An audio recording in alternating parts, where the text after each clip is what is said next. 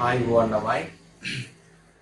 අපි කලින් සතියේ අපේ විෂය නිර්දේශය සම්පූර්ණයෙන්ම අවසන් කළා. තොරතුරු පද්ධති පාඩම අවසන් වීමත් එක්ක.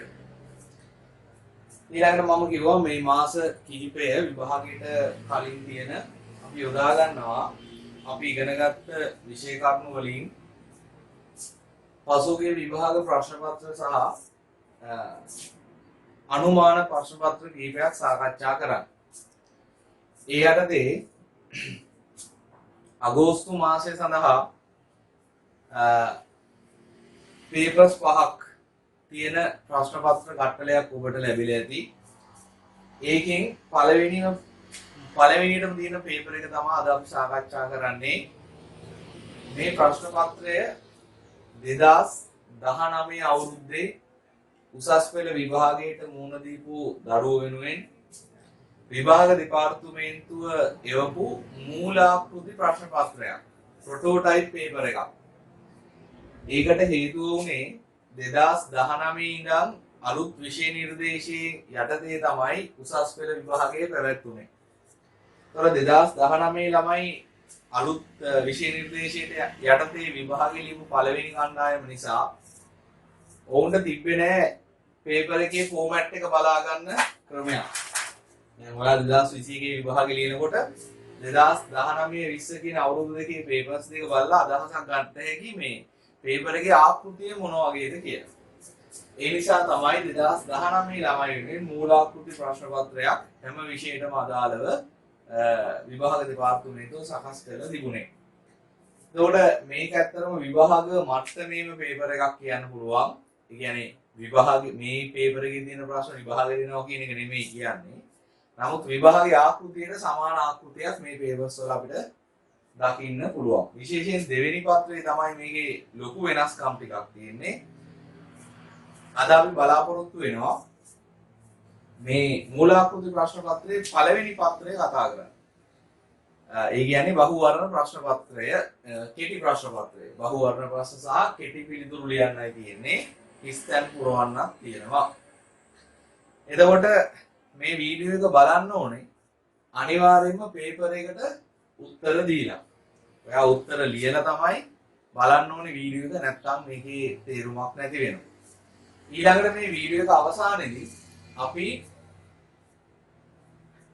පළවෙනි පාඩමට අදාළව 12 වසරේ පළවෙනි පාඩම ව්‍යාපාර පදනම සහ ව්‍යාපාර පරිසරය කියන පාඩමට අදාළව කෙටි සටහනක් මගින් මේ පාඩමේ තිබිච්ච විෂය කරුණු නැවත මතක් කර ගැනීමක් කරනවා. හරි. හරි. අපි බලමු මේ පළවෙනි ප්‍රශ්න පත්‍රය නිසා බලන්න ප්‍රශ්න පත්‍ර ව්‍යුහය. බහුවර්ණ ප්‍රශ්න 30යි, කෙටි පිළිතුරු ලිවීමේ ප්‍රශ්න 20යි. කෙටි පිළිතුරු ලිවීමේ එකේ ඉඳන් 30ට තමයි බහුවර්ණ ප්‍රශ්න තියෙන්නේ. ප්‍රශ්නයකට අදාළව වර්ණ පහක් තියෙනවා, උත්තර පහක්. ඒකෙන් නිවැරදි පිළිතුර තෝරලා ඒකට අදාළ අංකය 30 තැනේ ලියන්නයි තියෙන්නේ. ඊළඟට තියෙනවානේ කෙටි පිළිතුරු ලියන ප්‍රශ්න 20ක් තියෙනවා කියලා 31 ඉඳන් 50ට. ඒකෙත් වර්ග දෙකක් අපිට බලා ගන්න පුළුවන්. 31 ඉඳන් 40ට තියෙන්නේ හිස්තැන් පුරවන්න. එක ප්‍රශ්නයකට ගොඩක් වෙලාවට අණු කොටස් දෙකක් තියෙනවා, අයන්න ආයන්න කියලා. ඒකේ තියෙන වාක්‍යයට අදාළව හිස්තැන් පුරවන්න ඕනේ. අයන්න සහ ආයන්න කියන කොටස් දෙකේ වාක්‍ය දෙක ඇතුලේ හිස්තැන් 4ක් පුරවන්න ඕනේ. ඒකට හිස්තැන් 4ක් පිළිවුවහම තමයි මේ ප්‍රශ්නට අදාළව ලකුණු අපිට ගන්න පුළුවන්. ඊළඟට 41 ඉඳන් 50ට නිශ්චිත උත්තර ලියන්න ඕන. කෙටි පිළිතුරු ලියන්න තියෙන ප්‍රශ්න 10ක් එන්නේ. ඒවැ ගොඩක් වෙලාවට තනි ප්‍රශ්නයක තමයි උත්තර ලියන්න තියෙන්නේ. උත්තර ගොඩක් වෙලාවට එකෙන් 4ක් ලියන්න ඕන. ඔය විදිහට තමයි තියෙන්නේ. සෑම නිවැරදි ප්‍රශ්නයකටම ලකුණු 2යි. එතකොට ලකුණු 2 ගානේ 100යි. අර අණු කොටස් දෙකක් තියෙන ප්‍රශ්න වලට අණු කොටසකට එක පැකින් හම්බ වෙනවා. අපි දෙවෙනි පත්‍රය ගැන දෙවෙනි පත්‍රයේ කතා කරන වීඩියෝ එකේදී අපි සාකච්ඡා කරමු. ඔයාගේ අවසාන ලකුණු ගණනය කිරීමේදී ලකුණු 100න් හදන පේපර් එකේ ෆස්ට් පේපරේ ලකුණු 100ක් හම්බුනාට ඒක දෙකෙන් බෙදෙනවා. හරි. ඊට පස්සේ පළමු පත්‍රය සියලුම ප්‍රශ්න වලට පිළිතුරු පත්‍රයේම උත්තර ලියන්න ඕනේ. සෑම පත්‍රයකටම සෑම ප්‍රශ්නයකටම ලකුණු 2කින් හම්බ වෙනවා. ප්‍රශ්න අංක 1 සිට 30 ප්‍රශ්න වලට නිවැරදි පිළිතුර තෝරා එහි අංකය ප්‍රශ්නයේ ඉදිරියෙන් නැති ඉර මත ලියන්න. දැන් මේකෙදි මම නිකම්ම මේ ප්‍රශ්න ටික කියාගෙන ගිහිල්ලා උත්තර ටික කියනවා නෙමෙයි. දැන් ව්‍යාපාර අධ්‍යයනයේදී ගොඩක් වෙලාවට විෂය කරුණු සාපේක්ෂව සරලයි. විශේෂයෙන්ම 12 වසරේ තියෙන විෂය කරුණු. 13 වසරේ නම් කලමනාකරණයේ ආශ්‍රිත සමහර තැන්වලදී අපිට තියෙනවා ඉගෙන ගන්න මේ තියරි එකක්, සංකල්ප, න්‍යාය ඒ වගේ ඉගෙන ගන්න තියෙනවා. සාපේක්ෂව බැලුවොත් ගිණුම්කරණය සහ ආර්ථික විද්‍යාව වගේ එහෙම නැත්නම් ඔයා වෙන මොකක් හරි සබ්ජෙක්ට් දෙකක් කරනවා නම් ඒවට වඩා මේකේ තියෙන විෂය කරුණු අපිට ප්‍රායෝගික ජීවිතේට සමීපයි. ඒ නිසා මේ කෙලින්ම ප්‍රශ්නේ අහලා උත්තරේ ලියන්න නෙමෙයි මේ ප්‍රශ්න හදන ක්‍රම කීපයක් මේකෙදි දකින්න පුළුවන්. පේපරේදී බලමු මේ ප්‍රශ්න ටික. අපි මුල් පාඩම් වලට අදාළව 2015 විතර වෙනකන් උත්තර ලියලා තියෙනවා ප්‍රශ්න පසුගිය විභාග ප්‍රශ්න වල පාස් පේපර්ස් වලට. ඒකේ කෙටි ප්‍රශ්න වලදී අපි මේවා දැක්කා. ඒතර මම මේකේ උත්තර ගන්න විදිහ කියලා දෙනවා සහ ප්‍රශ්නේ අහලා තියෙන විෂය කරුණට අදාළව මේ විෂය කරුණු ටිකත් මතක් කරගෙනම තමයි මේ විභාගය මේ උත්තරේ සාකච්ඡා කරමින් ඉස්සරහට යන්නේ. හරි. ඒ නිසා උත්තරේ ලකුණු කරගන්නවා වගේම ඊට අදාළ කරුණු ටිකත් මතකේ තියාගෙන ඉස්සරහට යමු. පළවෙනි ප්‍රශ්නය. පළවෙනි ප්‍රශ්නේ අහන්නේ ළමයි පළවෙනි පාඩමේ. තව දෙයක් කියන්න ඕනේ ආර්ථික විද්‍යාවෙත් මම මේ වගේ ප්‍රශ්න පත්‍ර සාකච්ඡා කරලා තියෙනවා. ඒකෙදි නම් මම කව නව නිර්දේශයේදී ප්‍රශ්න අහන ෆෝමැට් එකක් තියෙනවා පළවෙනි ප්‍රශ්න පත්‍රයේට ඉකෝන් වල නම් බර තැබීම අනුව තමයි ප්‍රශ්න අහන්නේ. ඒ කියන්නේ පළවෙනි පාඩමේ ප්‍රශ්න 3යි නම් හැමදාම 3යි. මේකේ අපිට පාඩම් තියෙනවනේ 18ක්. ඒ නිසා අපිට හරියටම පළවෙනි ප්‍රශ්න දෙකේ ඉන්නේ පළවෙනි පාඩමෙන් 18යි 19යි ඉන්නේ 10 වෙනි පාඩමේ. එහෙම හරියටම කියන්න අමාරුයි. හරිද? හැබැයි හැම පාඩමෙම ප්‍රශ්න තියෙනවා කියන එක නම් කියන්න පුළුවන්. පළවෙනි ප්‍රශ්නේ අහන්නේ පළවෙනි පාඩමෙන්. පාද සඳහන් නිදසුන් අතරින් අවශ්‍යතා පමණයි. අවශ්‍යතා පමණක් දැක්වෙන පිළිතුර. හරි. මේක ව්‍යාපාර අධ්‍යයනයේදී තියෙන එක ස්වරූපයක ප්‍රශ්නයක්. මොකද්ද? දැන් මේකේ ඔයාගේ දැනුම පරීක්ෂා කරන සංකල්පය අවශ්‍යතා. අවශ්‍යතාවත් එක්ක තියෙන අනිත් එක උවමනා. ඒතර මේකේ බලන්න ඔයාලට අවශ්‍යතා උවමනා වලින් වෙන් කරලා අඳුර ගන්න පුළුවන්ද? හරිද? එතකොට මේකේ අවශ්‍යතා විතරක් තියෙන පිළිතුර තමයි තෝරන්න ඕනේ. එතකොට උත්තර 5න් 4ක අවශ්‍යතාවත් එක්ක කලවමේ උවමනාවකුත් තියෙනවා. හරිද? එක උත්තරයක විතරක් අවශ්‍යතාව විතරයි තියෙන උවමනා නැහැ. මේකට උත්තරේ ගන්න පුළුවන් විදි ක්‍රම මූලික වශයෙන් දෙකක් තියෙනවා. එකක් තමයි හැම එකම බලාගෙන ගිහිල්ලා. එකක තියෙනවානේ අවශ්‍යතාව හරි උවමනාව හරි 4ක් හරි 5ක්. මේ හතරම බලනවා මේක අවශ්‍යතාවයක්ද මේක අවශ්‍යතාවයක්ද මේක. කියන අවශ්‍යතා ටික තෝරගෙන යනවා. තව ක්‍රමයක් අපිට පාවිච්චි කරන්න පුළුවන්. ඔයා හරියටම දන්නවා නම් පළවෙනි උත්තරේ ඇතුලේ උවමනාවක් තියෙනවා කියලා. හරිද? ඒ උත්තර අයින් කරගෙන යන්නත් පුළුවන්. ඔයාලා අපිට තෝරගන්න ඕනේ අවශ්‍යතා ටික විතරයි. හරි? ඒතකොට සමහර ඔයාට තියෙනවා නම් පළවෙනි උත්තරේ අපි හිතමු එකක් තියෙනවා ඒක අවශ්‍යතාවයක් දුවමනාවද කියලා ඔයා දන්නේ. හැබැයි පළවෙනි පළවෙනි උත්තරේම තව එකක් තියෙනවා ඔයා ඒක හරියට දන්න උවමනාවක් කියලා. එහෙනම් ඒ උත්තරේ වැරදිනේ. එතකොට ඔයා පළවෙනි එකේ තියෙන අර අවශ්‍යතාවයක්ද නැද්ද කියන එක ගැන තර්ක කර ඉන්න ඕනේ නැහැ උත්තරේ අයින් කරගන්න. ඒ වගේ ක්‍රම පාවිච්චි කරන්න BS වල උත්තර ලියනකොට විශේෂයෙන් පළවෙනි පත්‍රයට. පළවෙනි උත්තරේ තමයි අධ්‍යාපනය ඒක අවශ්‍යතාවයක්, වින්දනය අවශ්‍යතාවයක්, සෞඛ්‍ය කියන එක අවශ්‍යතාවයක්, දුරකථනය කියන එක අවශ්‍යතාවයක් නෙමෙයි. හරිද? දුරකථනය කියන්නේ sannivedanaye කියන අවශ්‍යතාවය සපුර ගන්න පුළුවන් එක ක්‍රමයක්. ඊළඟ එක sannivedana. ඒක අවශ්‍යතාවය. පළවෙනි එකේ නම් වැරදි. දෙවිත් අධ්‍යාපනයේ අවශ්‍යතාවයක්, ප්‍රවාහනයේ අවශ්‍යතාවයක්, හැබැයි රෝහල උවමනාවක්. මොකද රෝහල කියන්නේ සෞඛ්‍ය කියන අවශ්‍යතාවය සපුර ගන්න පුළුවන් එක ක්‍රමයක්. ඉතුරු උත්තරේ බලන්න ඕනේ නැහැ. දෙවෙනි උත්තරේ දෙන ඉතුරු අවශ්‍යතාව වුණා ටික අඳුර ගන්න ඕනේ නැහැ. මොකද දැන් උත්තරේ වැරදි කියලා ගන්නවා. 3 වින්දනය හරි. ප්‍රවාහනය අවශ්‍යතාවය. රක්ෂණය කියන්නේ ආරක්ෂාව කියන අවශ්‍යතාවය සපුර ගන්න පුළුවන් එක ක්‍රමයක්. හරිද? එක්ක අපිට පුළුවන් අනතුරක් නොවි ඉන්න පරිස්සම් වෙන්න. එහෙම නැත්නම් අනතුරක් වුණාට පස්සේ වෙන හානිය මකා ගන්න රක්ෂණයක් ගන්න පුළුවන්. රක්ෂණය කියලා කියන්නේ ආරක්ෂාව කියන අවශ්‍යතාවය සපුර ගන්න පුළුවන් එක ක්‍රමයක්. ඒ නිසා ඒක අවශ්‍යතාවක් නෙමෙයි. එහෙනම් තුනක් වැරදි. 4 විදුලිය කියන එක අවශ්‍යතාවයක්ද? විදුලියෙන් කරන්නේ මොකද්ද? විදුලියෙන් කරන්නේ අපිට බල ශක්තිය දෙනවා. නැත්නම් එළිය දෙනවා. එහෙම නැත්නම් සමහර යන්ත්‍ර වගේ දේවල් වැඩ කරන්න අවශ්‍ය බලය දෙනවා. දැන් ඕකම විදුලි බලය නැතුවත් කරන්න පුළුවන්. හරිද? විදුලි බලය නැතුව පෙට්‍රල් ඩීසල් වලිනුත් ඔය වැඩේම කරන්න පුළුවන්. බලය ගන්න පුළුවන්. සමහරවිට විදුලිය නිපදවන්නේ පෙට්‍රල් ඩීසල් වලින්. ඒ නිසා ඒක උවමනාවක් අවශ්‍යතාවයක් නෙවෙයි. විදුලි බලන් දෙයක්වත් නැහැ. පහ බලන්න වින්දනය අවශ්‍යතාවයක්. අධ්‍යාපනය අවශ්‍යතාවයක්. ප්‍රවාහනය සෞඛ්‍ය සහ sannivedana. ඒවා ඔක්කොම අවශ්‍යතාවය. එහෙනම් පළවෙනි ප්‍රශ්නෙට හරි උත්තරේ අවශ්‍යතාවය. මේක අහලා තියෙන්නේ පළවෙනි පාඩමේ අවශ්‍යතාව හා උවමනා කියන සංකල්පය ඇතුලේ.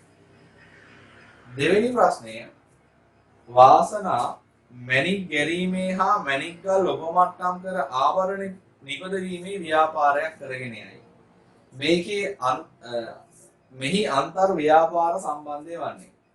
ව්‍යාපාර දෙකක් තියෙනවා මැණික් ගැරීම, මැණික් ඔප දැමීම. ඔප දමා ආවරණ නිපදවීම. එතකොට මේකේ ව්‍යාපාර වර්ගය මොකක්ද කියලා යහන්නේ. ව්‍යාපාර වර්ගීකරණ පදනම් වලට යන්න වෙනවා. ව්‍යාපාර වර්ගීකරණ පදනම් ගොඩක් තියෙනවා. අපිට මේක දැන් කරන්නේ කෘෂි කාර්මික, කාර්මික සේවා කියලා බෙදන්නත් පුළුවන්.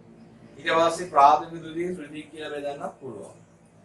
ඒ මොන ව්‍යාපාර පදනමෙන්ද මේක බෙදලා තියෙන්නේ කියලා බලා ගන්න පුළුවන්. උත්තර ටික බැලුවොත්.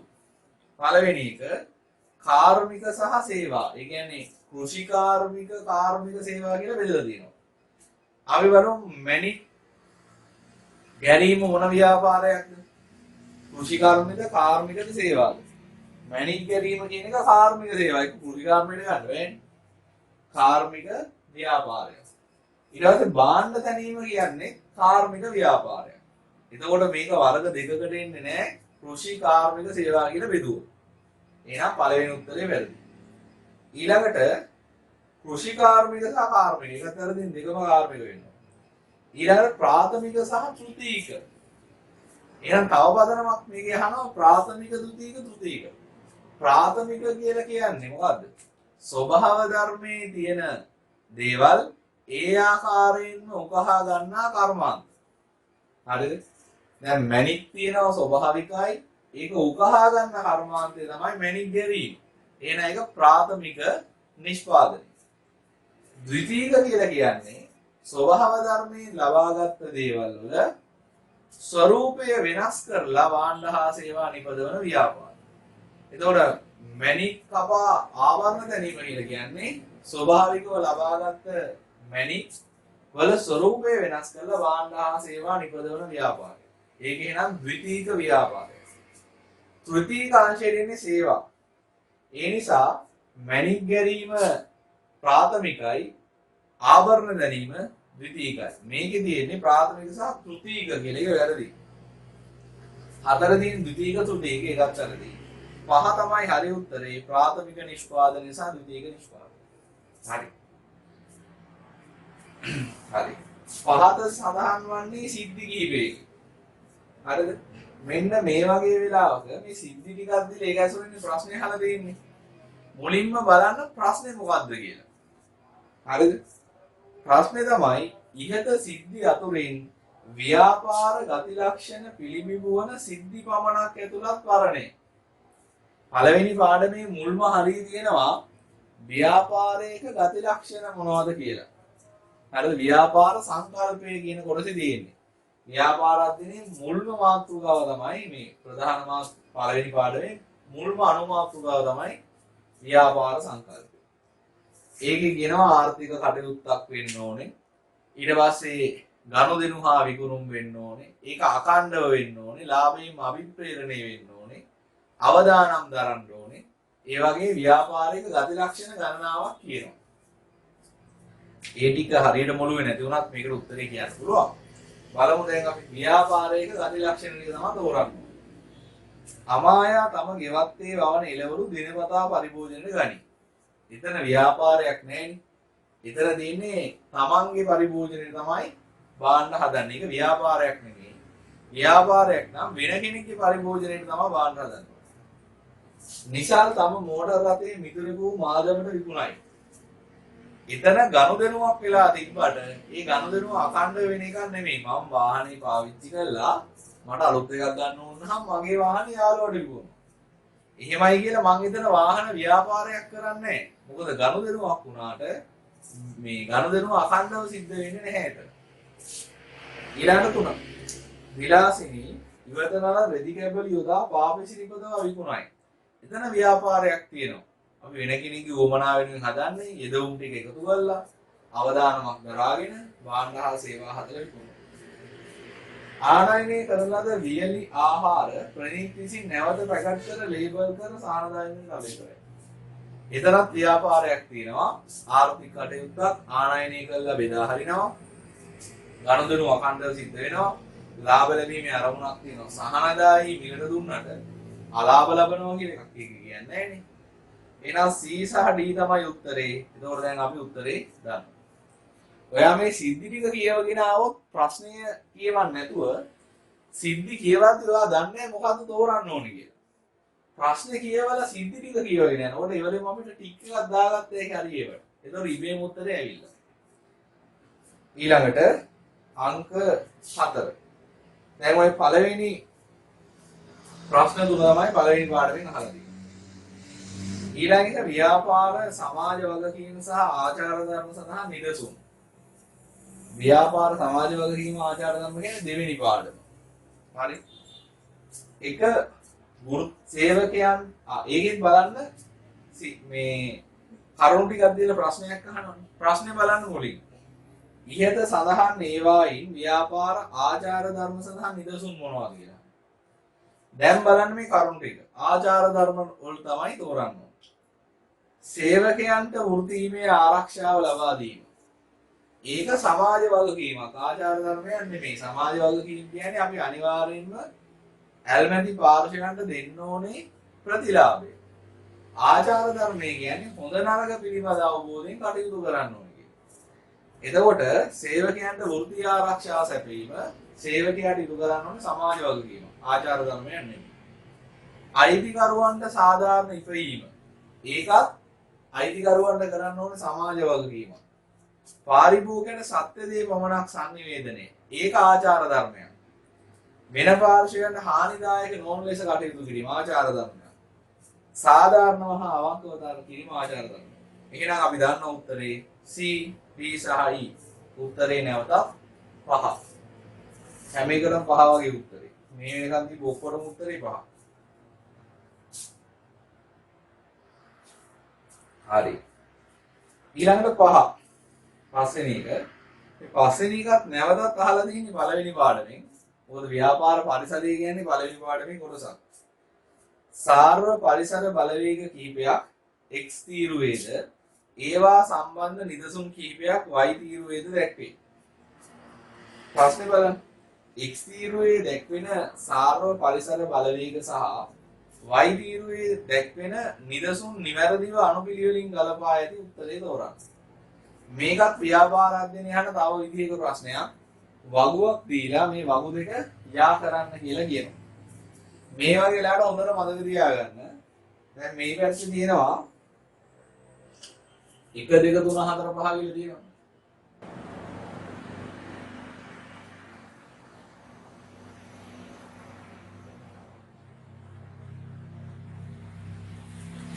දැන් මෙතන මේ වගේ කරුණු ටිකක් කියලා දෙනවා. ඔයාට තියෙන්නේ මේ පරිසර නිදර්ශනයේ පරිසර බලවේගය කියන්නේ සාර්ව පරිසර බලවේගයක් තියෙනවා. ඒකට නිදර්ශන එහා පැත්තකින් තෝරලා මේක ඉස්සරහෙන් දැම්මා නම් එනවා පිළිවෙලට උත්තර ටික. මොකද ඉංග්‍රීසි අකුරු ටිකේ උත්තරවල තියෙන්නේ. මේකෙදි මතක තියාගන්න ඔයා හරියටම දන්නේ නැති ඒවට පළවෙනි පාර මුකුත් ලියන්න එපා. ඔයා පළවෙනි එකේ ඉන්නේ මොකද්ද කියලා දන්නේ නැත්නම් ඉතුරු කරන්න. හරිද? ඒතර අන්තිම උත්තරේ හොයාගත්ත හැකියි. ආර්ථික පරිසරය. ආර්ථික පරිසරයේ එන්නේ මිනිස්සුන්ගේ මිලදී ගැනීමේ හැකියාවට බලපෑම් කරන සාධක. මේක එන්නේ එතකොට D කියන උත්තරේ පසුගිය මාස 3හි භාණ්ඩ හා සේවාවන් වල සාමාන්‍ය මිල අඛණ්ඩව කියලා කියනවා. ඒක මිනිස්සුන්ගේ මිලදී ගැනීමේ හැකියාවට බලපානවා. එකට එන්නේ එතකොට D. දෙක ප්‍රජා පරිසරය. ප්‍රජා පරිසරය කියලා අපි කිව්වා ජනගහනය සහ එහි ව්‍යුහයන්ට. මේකට ප්‍රජා විද්‍යාත්මක පරිසරය කියලා කියනවා. එතකොට ජනගහනය සහ වයස් ව්‍යුහය ගැන තියෙන්නේ ජනගහනය සහ එහි ව්‍යුහයන් ගැන තියෙන්නේ C කියන උත්තරේ. අවුරුදු 60ට වැඩි ජනගහනයේ ප්‍රතිශතය ඉතා ඉහළ මට්ටමක තියෙනවා. එහෙනම් දෙවෙනි එකට C. තාක්ෂණික පරිසරය. තාක්ෂණික පරිසරයට අනුව මේකේ තියෙන්නේ අන්තර්ජාලය මගින් සැපෙන සේවා පුළුල් ලෙස වර්ධනය කිරීම. ඒ කියන්නේ ඒ ඔයා එක දන්නේ නැත්නම් හරියට ඉතුරු කරන්න.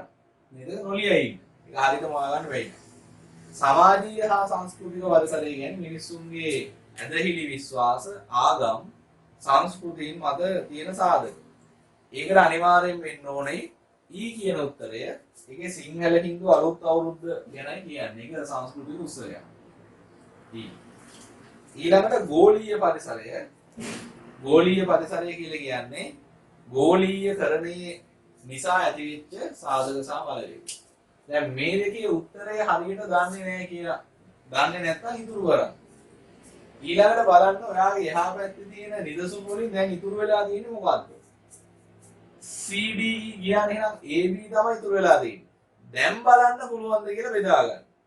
A තියෙන්නේ අන්තර්ජාලය ගැන. B කියන්නේ ලෝකේ රටවල් සමස්තයක් ලෙස තිරසර සංවර්ධනයට යොමු වීම. ඒතර තිරසර සංවර්ධනයට යොමු වීම කියලා කියන්නේ ගෝලීය පරිසර සාධකයක්. හරිද? සමස්ත ලෝකය ගැන කියන්නේ B. ඊළඟට මේක A. එනවා උත්තරේ දැන්. හැබැයි ඔයාට මේ වගේ තුනක් හරියට දන්නවා දෙකක් ඉතුරු වෙනවා. මේ දෙක හරියට මේ බෙදා ගන්න වෙයි නම් මොකක් හරි ලියන්න එපායි. හරිද? මොකක් හරි ලියන්න එපා. හරිද? මේකේ හරි උත්තරේ බලන්න තව ක්‍රමයක් තියෙනවා. ඒවා පොඩ්ඩක් මොලේ කල්පනා කරලා ගන්න ඕනේ ක්‍රම. උත්තරේ දන්නේ නැත්නම් මෙහෙම try කරලා බලන්න. දැන් ඔයාගේ මෙන්න මේ ටික තමයි ඔයාගේ උත්තරවල තියෙන්නේ මේ ඉලක්කම් 5 අකුරු 5. අපි හරියටම දන්නවා මුලින්ම තියෙන්න ඕනේ D. හරි දැන් උපකල්පනයේ මේ දෙක හරියට දන්නේ නැහැ. පළවෙනි එක D. දෙවෙනි එක C. තුන්වෙනි එක මොකද්ද කියලා දන්නේ නැහැ. හතරවෙනි එක E. ඔහොම තියෙන උත්තර තෝරන්න. හරිද? පළවෙනි උත්තරේ මුලින්ම තියෙන්නේ A නේ එහෙනම් උත්තරේ වැරදි. දෙවෙනි එකේ පළවෙනියට තියෙන්නේ B. අපි දන්නවනේ පළවෙනි එක D කියලා එහෙනම් ඒකත් වැරදි. තුන්වෙනි එකේ තියෙනවා D. දෙවෙනියට තියෙනවා C. ඒකත් හරි. හැබැයි හතරවෙනි එක ඊට බලන්න. නෑ හතරවෙනි එක B. පහට තමයි එයා E දාලා තියෙන්නේ. එහෙනම් ඒකත් වැරදි. 4 පළවෙනි එකට D. දෙවෙනි එකට C. හතරවෙනි එකට E. ඒක ගැලපෙන උත්තරේ. එහෙනම් ඒක පොඩ්ඩක් තියන්න. ඊළඟට පස්වෙනි උත්තරේ පළවෙනි එක D. දෙවෙනි එක C. හතරවෙනි එක E.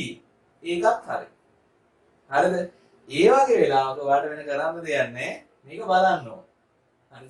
සමහර වෙලාවට මේ කම්බිනේෂන් එක තියෙන්නේ පළවෙනි එකට D, දෙවෙනි එකට C, හතරවෙනි එකට E තියෙන්නේ එක වර්ණයක නම් ඔයා මේ දෙක හරියට දැනගෙන නොසිටියත් ඒක තමයි උත්තරේ.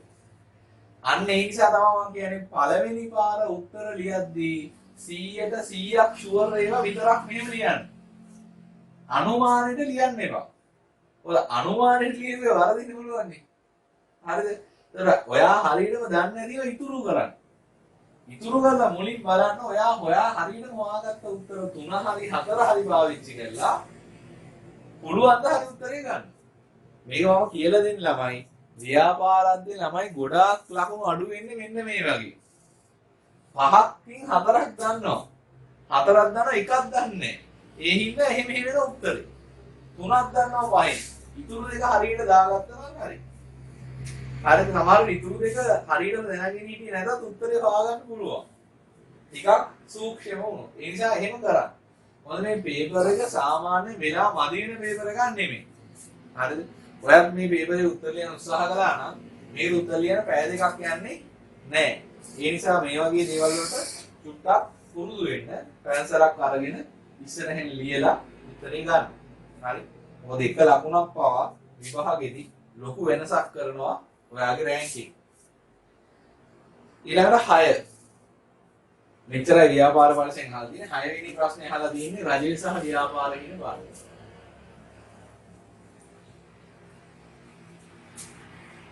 රජයේ බදු ආදායම් වර්ග සහ ඒවාට අදාළ නිදසුන් පහත දැක්වේ.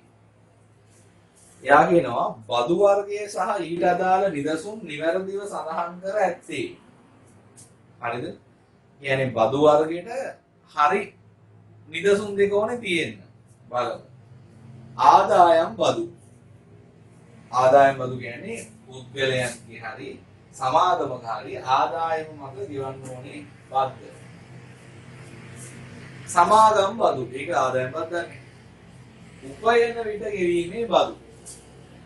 උපයන විට ගෙවීමේ බදු කියන එක 2020 ඉඳන් ක්‍රියාත්මක වෙන්නේ නැහැ. උකට කියන්නේ pay as you earn කියලා. pay කියලා වචනයක් අහලා තියෙනවා නම් ඒලා උපයන විට ගෙවීම. මේ වෙන්නේ මේකයි. යම් පුද්ගලයෙක් ඉන්නවා නම් ඔහුට ආදායම් බදු ගෙවිය යුතු මට්ටමේ වැටුපක් තියෙනවා. හරිද? මම ඔයාලට කියලා දීලා තියෙනවා මේ ලංකාවේ බදු ක්‍රමය තමයි ස්වතක්සේරු බදු ක්‍රමය. ඒ කියන්නේ මම බදු ගෙවන්න ඕනේ මට්ටමක ආදායමක් තියෙනවා නම් මම කැමැත්තෙන් ඉදිරිපත් වෙන්න ඕනේ බදු ගෙවන්න. හරිද? එතකොට හිතන්නකෝ කෙනෙක් ඉන්නවා ආයතනයක රැකියාවක් කරනවා එයාගේ ආදායම බද්දට යටත් වෙන මට්ටම ඉක්මවලා තියෙන. ඒ කියන්නේ එයා බදු ගෙවනවා. එතකොට එයා මේ වැටුප අරගෙන ආයි ගිහිල්ලා ආදායම් බදු දෙපාර්තමේන්තුවට මගේ වැටුප වැඩි කියලා ඒකට අදාළව බදු ගෙවනට වඩා ලේසි ආණ්ඩුව කිව්වා ආයතන වලට ඒ සේවකයා වැඩි කරන ආයතන වලට තමන් ගාව වැඩ කරන ආදායම් බදු ගෙවන්න ඕන වැටුපක් ලබන සේවකයන්ගේ ආදායම් බද්ද සමාගමට කිව්වා වැටුප් ගෙවනකොට අඩු කරලා එවන්න. මිනිස්සෙක් ඉන්න රුපියල් ලක්ෂයක වැටුපක් ගන්නවා. ඒ මිනිස්සයාට අදාළව රුපියල් 2000ක් බදු ගෙවන්න ඕන. හරිද? ඒ මිනිස්සයාට ලක්ෂය අරගෙන 2000ක් ආදායම් බදු දෙපාර්තමේන්තුවට දෙන්න කියන්නේ නැතුව අර වැඩ කරන සමාගමට කියනවා ඔයා මේ මාසෙට පඩි ගෙවනකොට 2000ක් අඩු කරගෙන ගෙවන්න. ඒ 2000 යවන්න ආදායම් බදු දෙපාර්තමේන්තුවට. ඒ කියන්නේ උපයන විට ගෙවීම කියලා කියන්නේ ආදායම් බද්දක්ම තමයි. හරිද? සරලව කියනවා නම් වැටුපට අදාළව ගෙවන්න ඕනේ ආදායම් බද්ද තමයි උපයන විට ගෙවීම කියලා ආණ්ඩුව ගන්නෙ. ඒකෝට ඒකේ තියෙන උත්තර දෙක හරි නිදසුන් ගැලපෙනවා. ඊළඟට නිෂ්පාදන බදු. දුම්කොළ නිෂ්පාදන සහ සුරා බදු. මේ දෙකම නිෂ්පාදන බද්දක් තමයි. හරි නිෂ්පාදන බද්දක් තමයි.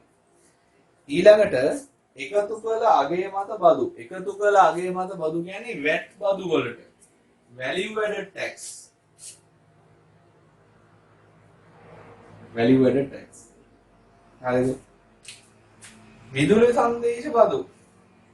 තොග හා සිල්ලර වෙළඳාම් මත බදු. තොග හා සිල්ලර වෙළඳාම් මත නම් VAT බදු තියෙනවා.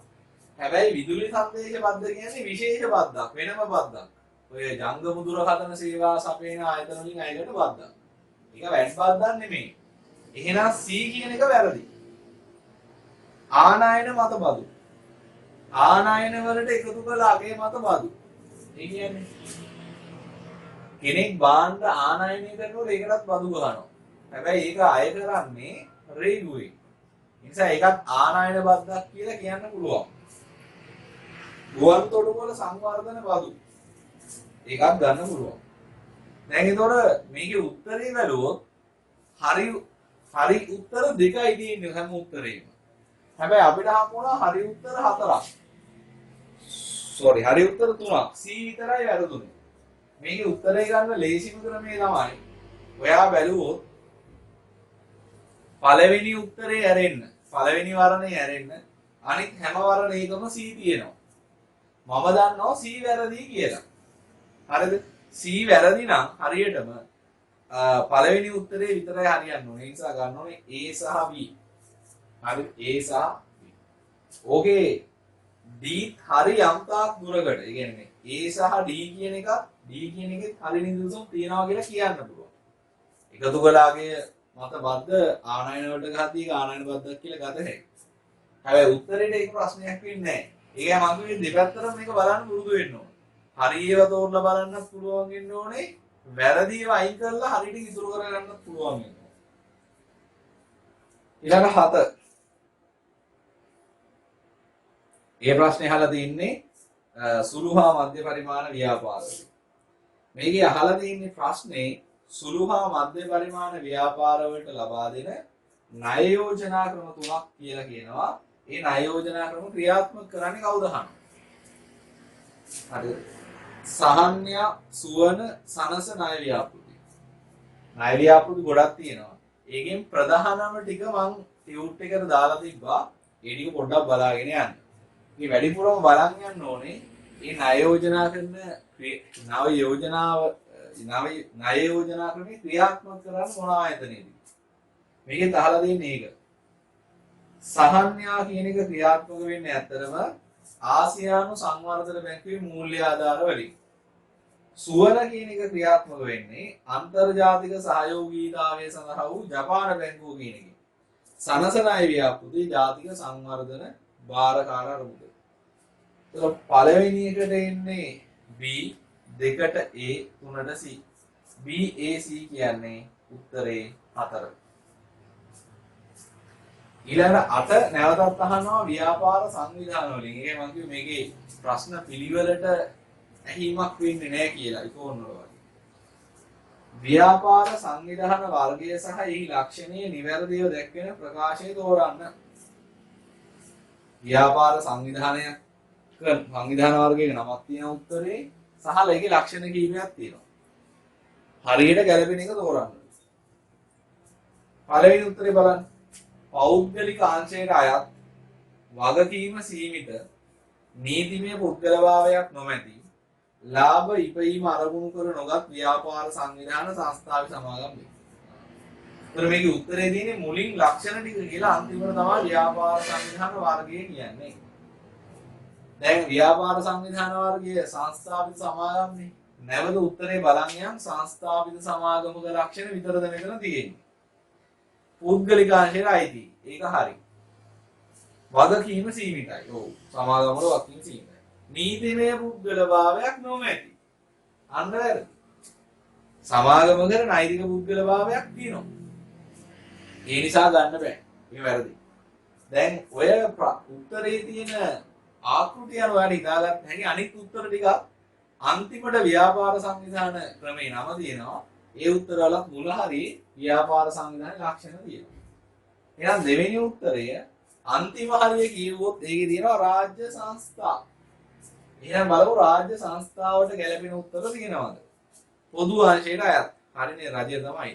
වගකීම සීමිත. ඔව් වගකීම සීමිතයි. සීමිතයි හැබැයි පෞද්ගලික අංශයේ වගකීම විතරයි ඈ. ඒතකොට විතර පොඩි ප්‍රශ්නයක් තියෙනවා. ඒක අපි හරියටම උත්තරයක් ලිහින් ගන්නෙ නැහැ. වගකීම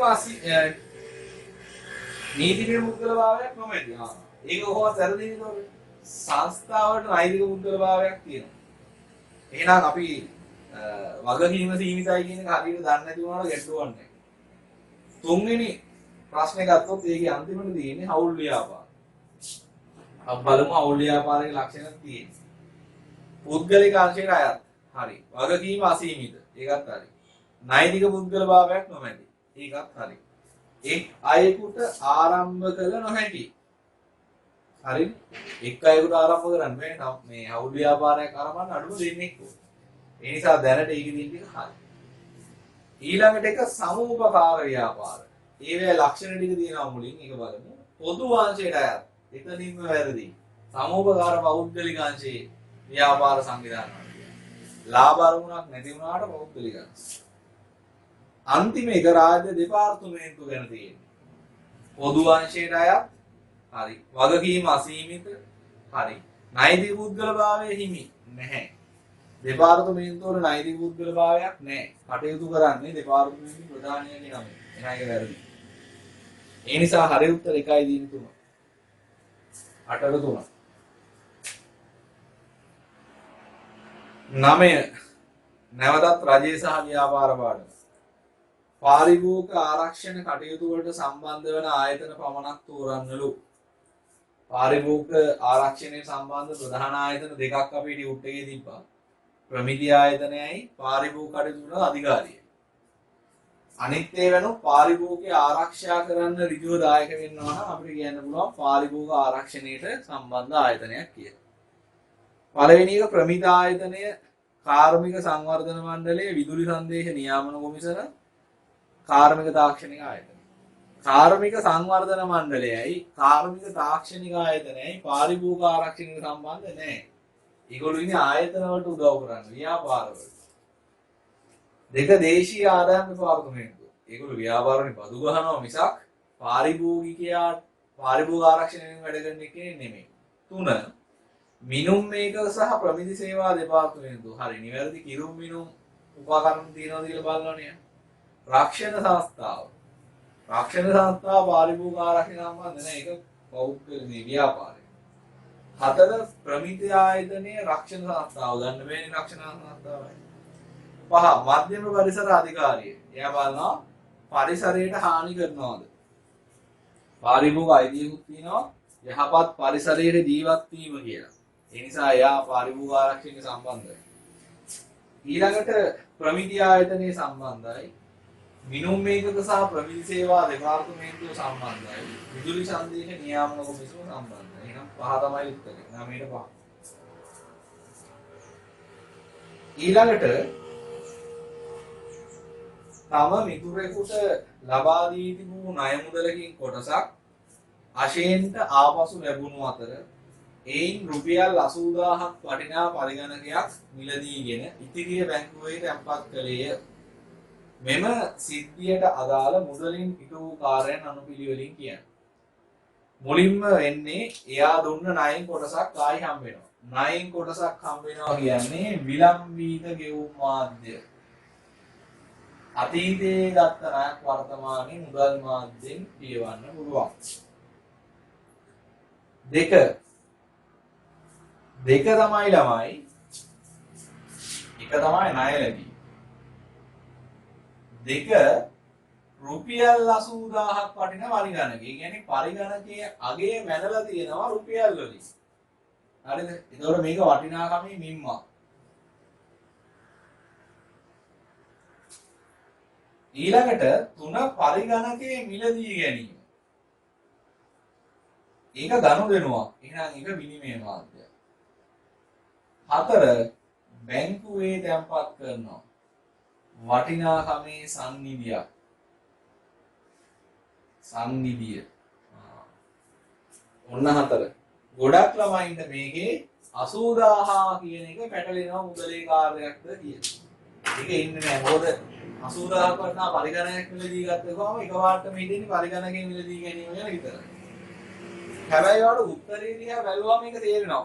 ඔයා 80000 කියන එක සැලකිල්ලට ගත්තේ නැත්නම් ඔයාට එන්නේ උත්තර 3යි. හැබැයි මේ හැම එකේම උත්තර 4ක් තියෙනවා. එතකොට මුලින් තියෙන්නේ විලම්බීත ගෙවුම් මාධ්‍යයක්.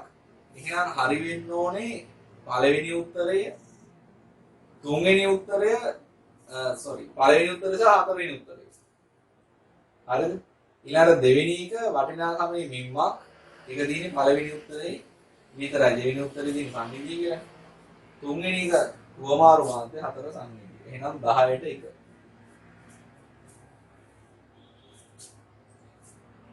එකොළහ නිවන්ත ප්‍රනාන්දු මින්නේරිය මහජන බැංකුවේ ජංගම ගිණුම් හිමියෙකු වන අතර මේ මුදල් හා මූල්‍ය ආයතන පාඩම හිමියෙකු වන අතර කේෂාන් පෙරේරා ලංකා බැංකුවේ මාතර ශාඛාවේ ගිණුම් හිමියෙකු. උඩ මේ ලියලා උනම්ද නිවන්ත ප්‍රනාන්දු අපි දාමු ND කියලා. නිවන්ත ප්‍රනාන්දු. එයාගේ ජංගම ගිණුම තියෙන්නේ මහජන බැංකුවේ මින්නේරිය සාකාවේ. එයා චෙක් එකක් දෙනවා කේෂාන් පෙරේරාට. කේෂාන් පෙරේරා කියන එක්කෙනා ලංකා බැංකුවේ මාතර ශාඛාවේ ජංගම ගිණුමක් තියෙන කෙනෙක්. නිවන්ත විසින් කේෂාන් වෙත රුපියල් 60000ක රේඛිත චෙක් පතක්. නිවන්ත තමයි කේෂාන්ට දීලා දෙන්නේ. චෙක් පතක් නිකුත් කර ඇති අතර කේෂාන් එම චෙක් පත බැංකු ගිණුමේ තැන්පත් කරන්න ගියාම බැංකුව විසින් රේඛනයට අදාළව ගැටලුවක් හේතුවෙන් ඒක බාර ගන්න බෑ කියලා. මොකක්ද අහනවා ගැටලුව. දැන් උත්තර පහ බලමු මේක. සමහර ප්‍රශ්න දින උත්තර පහෙන් තමයි හරි උත්තරේ හොයාගන්න වෙන්නේ. පළවෙනි එක ලංකා බැංකුව මාතර කියලා රේඛනය කරලා තියෙන එක. දැන් නිවන්ත ප්‍රනාන්දු චෙක් එක දෙනකොට ලංකා බැංකුව මාතර කියලා රේඛනය කළා නම් කේෂාන් පෙරේරාගේ ජංගම ගිණුම තියෙන්නේ මාතර ලංකා බැංකුවේ. එහෙනම් ඉතින් ගෙවන්න ප්‍රතික්ෂේප කරන්නේ නැහැ. එන එක හරි උත්තරේ නෙමෙයි. ආදායකයාගේ ගිණුමට පමණයි. කේෂාන්ගේ නම ලියලා නැත්තේ මේ චෙක් එකේ. ඒත් තැන්පත් කරන්න බෑ කියන්නේ නෑ බැංකුව. මහජන බැංකුව ආදාය ගිණුමට පමණයි. අන්න එහෙම රේඛනය කරලා තිබෝ විශේෂිත රේඛනයක්. ඒතර මහජන බැංකුවේ ජංගම ගිණුමක විතරයි මේක තැන්පත් කරන්න පුළුවන්. හැබැයි කේෂාන්ගේ ජංගම ගිණුම තියෙන්නේ BOC. එහෙනම් එතකොට සල්ලි ගෙවන්නේ නැහැ. 4 ගනුදෙනු කර නොහැක. ඒකෙන් කියන්නේ නිවන්තර තිබ්බ අයිතියම තමයි කේෂාන්ට එන්නේ. සාමාන්‍යයෙන් චෙක් පතක අපි දන්නවා චෙක් එක දුන්නේ කෙනාට තිබ්බ අයිතියට වඩා හොඳ අයිතියක්. නැත්නම් චෙක් එක දුන්න කෙනාට තියෙන අයිතියේ දෝෂ චෙක් එක ගන්න කෙනාට බලපාන්නේ නැහැ. හැබැයි ගනුදෙනු කර නොහැක කියලා රේඛනය කරාම ඒ ලක්ෂණේ නැති වෙලා යනවා. ඒක මෙතෙන්ට සම්බන්ධයක් නැහැ කොහොමද? ගනුදෙනු කර නොහැක ආදායකයා ගිණුමට පමණයි. ඒත් ගෙවන්න බෑ කියන්නේ නැහැ. එකම දේ නෙමෙයි මහජන බැංකුව කියලා ලියුවොත් රේඛනය කරොත් ගෙවන්න නැහැ. එහෙනම් හරි උත්තරේ 3. ඊළඟට 12 රක්ෂණේනුයි ප්‍රශ්නේ අහන්නේ. සිතුම් සතු ලක්ෂ 50ක නිවස සඳහා රක්ෂණාවරණයක් ලබාගෙන ඇත. පසුගිය කාලයේදී ඇති වූ ගම් වතුරෙන් ඔහුගේ නිවසට හානි වූ අතර ඒ සඳහා රක්ෂණ වන්දි ඉල්ලා සිටියද වන්දි ගෙවීම රක්ෂණ ආයතනය ප්‍රතික්ෂේප කර ඇත. ඇයි එහෙම කළේ කියලා අහනවා. එයා ලක්ෂ 50කට රක්ෂණය කරලා දිනවා නිවස. ගම් වතුරෙන්ද උකින්ද හානි වුණා, ගෙවන්න බෑ කියනවා. මොකද කඩ වෙලා තියෙන්නේ? උපරිම විශ්වාසයේද? උපරිම විශ්වාසය කියන්නේ රක්ෂකයා සහ රක්ෂිතයා අතර ගිවිසුමට අදාළ සියලු කරුණු හෙළිදරව් කරන්න ඕනේ කියලා හංගන්න නැතුව. මේකේ කියලා නෑනේ සිතුම් මොකක් හංගලා දිනවා කියලා. ඒ නිසා ඒක හේතුවක් වෙන්න බෑ වන්දි නොගෙවයි. දෙක රක්ෂීය හිමිකමයි. සිතුම් සතු නිවේශනේ සිතුම් රක්ෂණය කරලා තියෙන්නේ. සිතුම්ගේ නිවස ගැන සිතුම්ට රක්ෂීය හිමිකමක් තියෙනවා.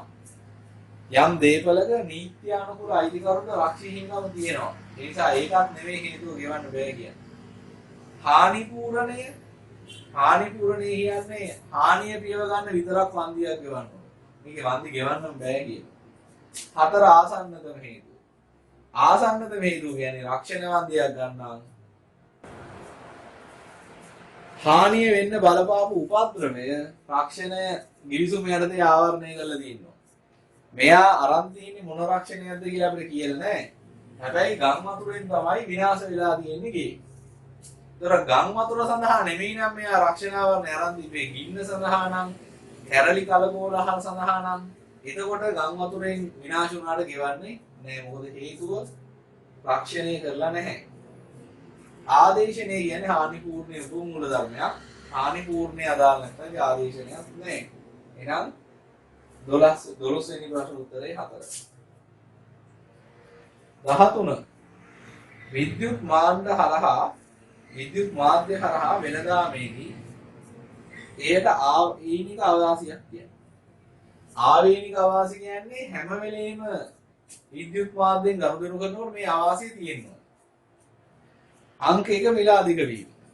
හැම වෙලෙම අපි විද්‍යුත් මාධ්‍යෙන් භාණ්ඩ ගන්නකොට මිල අධික නැහැ. සමහරවිට මිල අඩුයි.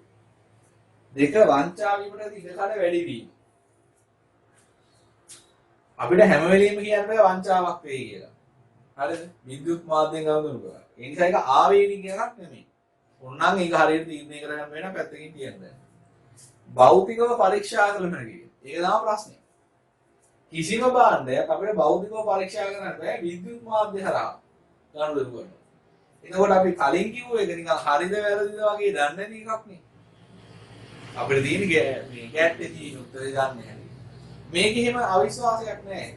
භාණ්ඩේ භෞතිකව පරීක්ෂා කරන්න බෑ විද්‍යුත් ක්‍රමයෙන් ගනුදෙනු කරලා. එහෙනම් 3 තමයි උත්තරේ. 13ට 3. ඊළඟේ භාණ්ඩු ආපසු වාර දෙන්න බෑ. එහෙම එකක් අපහසු නෑ. සමහරවිට අපි භාණ්ඩය ගැලපෙන්නේ නැත්තම් අපි ගාවට ගෙනහම අපි ඒක ප්‍රතික්ෂේප කරන්න පුළුවන්. ඊළඟ කලින් මුදල් ගෙවීම සිදුවීම නෑ. දැන් තියෙන කෑෂ් ඔන් ඩිලිවරි කියලා කියන්නේ භාණ්ඩය ගෙනලා දුන්නාට පස්සේ තමයි සල්ලි ගෙවන්නේ. ඊළඟ විදේශ වෙළඳාමේදී භාවිතා වන ලියවිලි කිහිපයක් X තීරුවේ ඒවායේ අවශ්‍යතාවය Y තීරුවේ තියෙනවා. කලිනුත් අපි මේ ප්‍රශ්නේ දැක්කා. බලමු. පළවෙනි එක 2 මේකෙත් අපි හරියටම දන්නේ ඒවා විතරයි වාර්තා කරගන්නේ. ආනයන සටහන් කරේ කියලා කියන්නේ ආනයන කරු වෙනුවෙන් වරායට ලැබී ඇති භාණ්ඩයේ අයිතිය ප්‍රකාශ කරන ලියවිල්ල. එහෙනම් C. වේදිකා කොවිදාංශය කියලා කියන්නේ රේගුවට භාණ්ඩ බාර දුන්නා කියලා නිකුත් කරන ලේඛන. එහෙනම් A.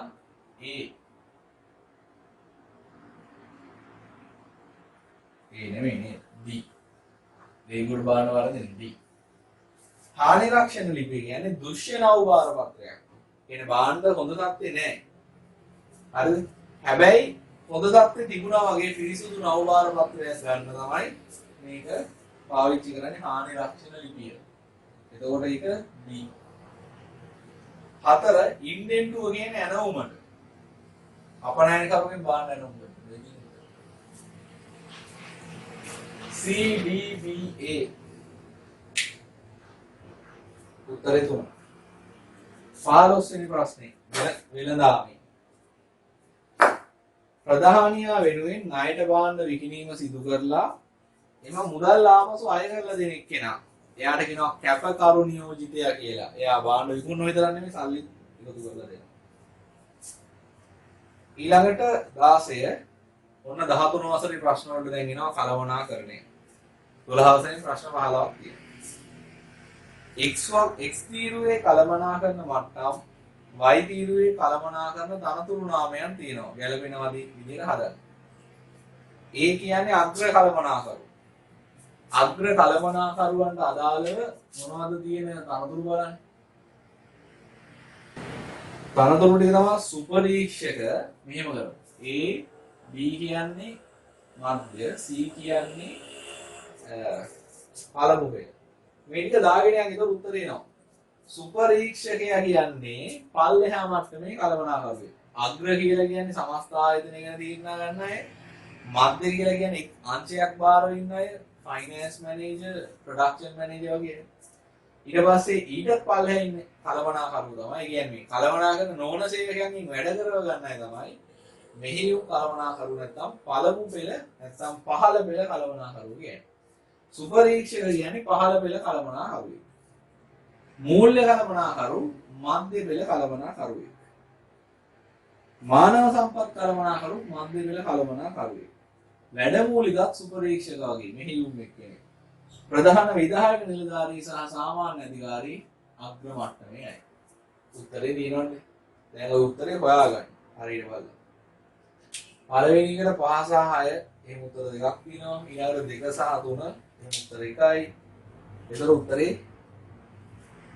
2. ඊළඟට සංකල්පනාත්මක කුසලතා පිළිබඳ වඩාත් නිවැරදි ප්‍රකාශය. වඩාත් නිවැරදි ප්‍රකාශය. නිවැරදි නේ වඩාත් නිවැරදි. හොඳටම හරියම. නව අදහස් විශ්ලේෂණය කිරීම, ගැටලු විසඳීම හා අන් අය සමග සහයෝගී කටයුතු කිරීමේ හැකියාව. අන් අය සමග සහයෝගයෙන් කටයුතු කරනවා කියන එක ඉන්නේ අන්තර්පුද්ගල සබඳතා. අන්තර්පුද්ගල කුසලතාවට. ඒ නිසා ඒක වැරදි. අභ්‍යන්තර සහ බාහිර පරිසරයේ පිළිබඳ අවබෝධය සහ ගැටලු තේරුම් ගැනීමේ සහ විසඳීමේ හැකියාව. මේක ටිකක් හරි. ඊළඟ 3 සංවිධානයක පරිසරය පිළිබඳ අවබෝධය, ගැටලු තේරුම් ගැනීමේ සහ විසඳීමේ හැකියාව, දූරදර්ශී බව සහ තීක්ෂණව සිටීමේ හැකියාව. ඒකත් හරි. දැන්ට හරියට දාගෙන තියාගන්න. වඩාම හරිය පස්සේ තෝරමු. 4 සංවිධාන පරිසරය පිළිබඳ අවබෝධය, ගැටලු තේරුම් ගැනීමේ සහ විසඳීමේ හැකියාව, දූරදර්ශී බව සහ කාර්යයන් කිරීමේ හැකියාව. කාර්යයන් කිරීමේ හැකියාව කියලා කියන්නේ තාක්ෂණික කුසලතාවය. ඒ නිසා ඒක වැරදි. ඒතර පළවෙනි එකයි හතරවෙනි එකයි වැරදිම වැරදි.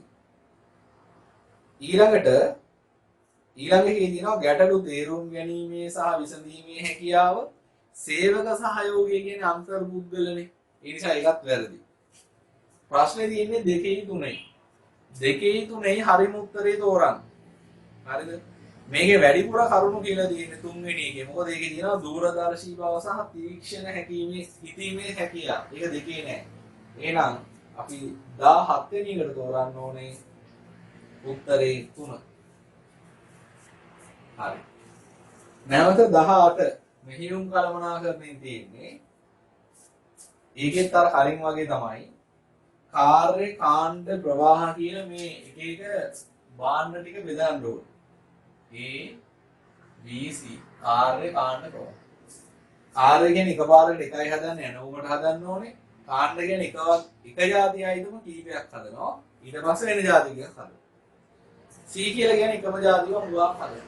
මහා පරිමාණ. මනාලියකගේ නිම්මට ඇඳුම් මංගල ඇඳුමක් නැසීම. ඒක අනිවාර්යයෙන්ම කාර් එකක් වෙන්න ඕනේ. මොකද ඇනෝමට මේක මහන්නේ. එක. යුද හමුදාවට නිල ඇඳුම් නැසීම. නිල ඇඳුම් එක එක්කිනාගේ මෙෂර්මන්ට් එක වෙන වෙනම වහන්නේ නැහැ. උනා සයිස් දෙක තුනක් මහයි. ඒ නිසා ඒක තමයි තියෙන්නේ කාණ්ඩයක්. කාණ්ඩ නිෂ්පාදනය. 3 ඇනෝමට නිවාස සැලසුමක්. ඇනෝමටනේ එහෙනම් කාර්යය. පාසලක ශිෂ්‍ය නායක කණ්ඩායම සඳහා පදක්කම් එක වගේ කීපය හදන්නේ. කාණ්ඩ. ජෑම් නිෂ්පාදනය ප්‍රවාහ. චොකලට් නිෂ්පාදනය ප්‍රවාහ. ඔන්න උත්තරේ. 1 3 2 4 5යි. ඒකේ උත්තරේ 2. ඊළඟ 19 නිෂ්පාදන ආයතනයක කිසියම් භාණ්ඩයක් නිෂ්පාදනයට දාලා තොරතුරු පහද දැක්වේ. හරිද? ඒකකයක ස්ථාවර පිරිවැය 1000යි. ඒකකයක ස්ථාවර පිරිවැය ඒ කියන්නේ average fixed cost එක. AFC තමයි 50. AFC ඇවිල්ලා තියෙන්නේ කොහොමද? TFC බෙදීම Q ගෙන්. මුළු විචල්්‍ය පිරිවැය. ඒ කියන්නේ TVC ලක්ෂයයි. ඒකක 1000යි. හරිද? ඒකක 1000යි. ඉල්ලන්නේ මොකද්ද? මෙම ආයතනයේ නිෂ්පාදන පිරිවැයට රුපියල් 50ක් එකතු කර භාණ්ඩයට මිල නියම කිරීමට අපේක්ෂා කරයි නම් සමච්ඡේද ලක්ෂය කීයද? සමච්ඡේද ලක්ෂය break even point. සූත්‍රලියු TFC බෙදීම ඒකක දායකය. එහෙනම් ඒකකයක දායකයෙ ඒකකයක දායකය සමානයි විකුණුම් මිල ඍණ ඒකකයක විචල්්‍ය පිරිවැය. දැන් මේකේ ඒකකයක විචල්්‍ය පිරිවැය නැහැ. තියෙන්නේ මුළු විචල්්‍ය පිරිවැය. ඒකක 1000ක් හදනවා එතකොට. ඒකක 1000කට විචල්්‍ය පිරිවැය ලක්ෂයයි නම් ඒකකයකට විචල්්‍ය පිරිවැය හොයන්න ලක්ෂ බෙදනවා 1000යි. එතකොට විචල්්‍ය පිරිවැය 100යි. ඊළඟට කියනවානේ විකුණුම් මිල කියන්නේ පිරිවැයට රුපියල් 50ක් එකතු කරලා කියන. පිරිවැය කියලා කියන්නේ ATC AFC ධන AVC AFC 50යි. ඒකකයේ ස්ථාවරය 50යි. ඒකකයේ විචල්්‍ය පිරිවැය නැහැ, තියෙන මුළු විචල්්‍ය පිරිවැය. විචල්්‍ය පිරිවැය 100යි. එතකොට මුළු පිරිවැය ඒකකයට 150යි. මේකට 50ක් එකතු කරලා මිල තීරණය කරා. එහෙනම් මිල කීයද? මිල 200යි. 150ට 50ක් එකතු. ඒකක දායකයේ 100යි එහෙනම්. එහෙනම් TSC බෙදීම 100 තමයි VP කියන්නේ. TSC කියලා කියන්නේ මෙන්න මේකනේ. මෙයාගෙන් බෙදුවා මෙයා එන්නේ. හරිද? එහෙනම් ඒකකයකට 50යි නම් ස්ථාවරය. ඒකක තියෙනවා නම් 1000ක්. ස්ථාවර පිරිවැය 50000යි. බිංදු දෙක කපලා දැම්මම ඒකක 500යි. මම හිතන්නේ ඒක ඉතර අමාරු එකක් නෙමෙයි. බොහොම සරල එකක්. 20 අලෙවිකරණය.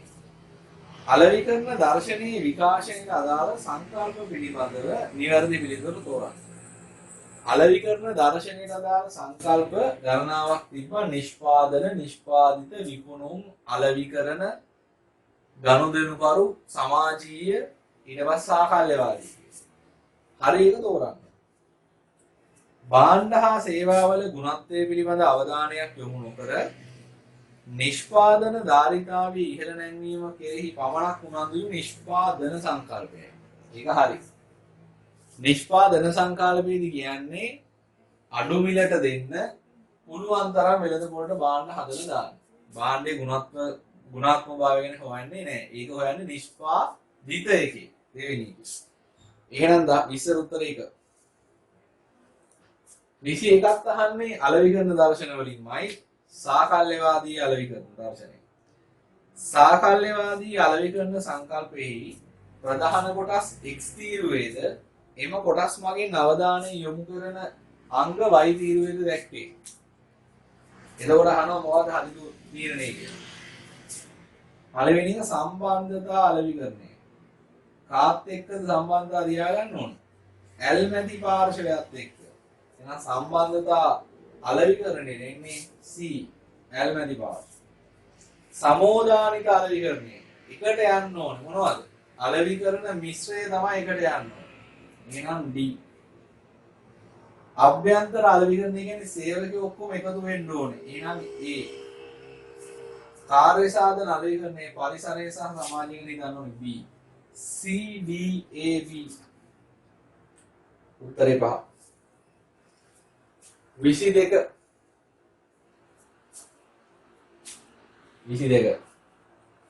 ව්‍යාපාරයක මූල්‍ය සම්පාදන මාර්ග කිහිපයක් පහත දැක්වේ. ප්‍රශ්නේ නෑ නිදාම ප්‍රශ්නේ බලමු.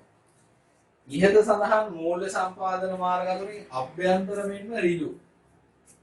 අභ්‍යන්තර කියන්නේ ආයතනයේ ඇතුලින් වෙන්න ඕනේ. ඍජු කියලා කියන්නේ මේ මූල්‍ය ආයතනයක සම්බන්ධයක් නැතුව වෙන්න ඕනේ. ඇත්තටම අභ්‍යන්තර ඒවා ඔක්කොම මූල්‍ය ආයතනයක මේ වැඩිහත් වීමකින් තොරයි කියලා කියන්න බෑ. දැන් ණය ගැතියෝ ණය සාධ්‍යකරණය වගේ එකක්. ඒක අපි අභ්‍යන්තරයෙන් ගන්නෙ. කාගෙන්වත් පිටින් සල්ලි ගන්න නැහැ. අපේ ණය ගැතියෝ තමයි අපිට විකුණලා දාන්න වෙන්නේ. හැබැයි සල්ලි ඉන්නේ මූල්‍ය ආයතනයක සම්බන්ධය ඇතුව. එහෙනම් මේකට උත්තරේ මොකද්ද? රඳවාගත් ලාභ හරි. අභ්‍යන්තරයි ඍජුයි.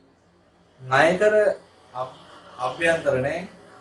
කාලබදු අභ්‍යන්තර නැහැ. එළියෙන් සල්ලි. කොටස් විදුවත් එහෙමයි ෂේවින් කිරීම අභ්‍යන්තර. එහෙනම් උත්තරේ A සහ D. A සහ D කියන්නේ උත්තරේ දෙක.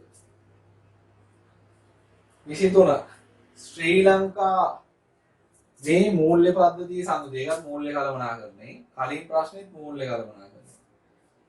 මූල්‍ය පද්ධතිය. මූල්‍ය පද්ධතියේ ප්‍රධාන සංරචක තමයි මූල්‍ය ආයතන. මූල්‍ය වෙළඳපොළ, මූල්‍ය උපකරණ, මූල්‍ය යටිතල පහසුකම් සහ නියාමන ආයතන. ඔන්න ඔය පහ තමයි තියෙන්නේ. දැන් අපි බලමු ඔය පහ නියෝජනය වෙන විදිහට තියෙනවා. වාණිජ බැංකුව අපි ගමු ඒක මූල්‍ය ආයතනයක් කියලා. භාණ්ඩාගාර පිළිපත් ඒක මූල්‍ය උපකරණයක්. දල පියවුම් පද්ධතිය යටිතල පහසුකම්. මුදල් වෙළඳපොළ ඒක මූල්‍ය වෙළඳපොළක්. හරිද? ශ්‍රී ලංකා මහා බැංකුව නියාමන ආයතනයක්. ඉතින් කෑලි ටික සමහර ඒවාට උදාහරණ දෙනවා, සමහර ඒවාට වර්ගයේ තියෙනවා. ඊළඟ මූල්‍ය උපකරණ, මූල්‍ය ආයතන, මුදල් වෙළඳපොළ, මහා බැංකුව තත්කාලීන දල පියවුම් පද්ධතිය. ඒකේ මූල්‍ය උපකරණ, මූල්‍ය ආයතන තියෙනවා. ඊට පස්සේ වෙළඳපොළ නෙමෙයි තියෙන්නේ, මුදල් වෙළඳපොළ කියන්නේ මූල්‍ය වෙළඳපොළේ කෑල්ලකට. තුන බලන්න. මූල්‍ය ආයතන, යටිතල පහසුකම්, මූල්‍ය උපකරණ, මූල්‍ය වෙළඳපොළ, මහා බැංකුව. ඒකේ නියාමන ආයතනෙ විතරයි මහා බැංකුව තියෙන්නේ. අනිත් ඒවා ඔක්කොම හරියට තියෙනවා. එහෙනම් ඒක තමයි උත්තරේ විදිහට ගන්න ඕනේ. 23ට 3.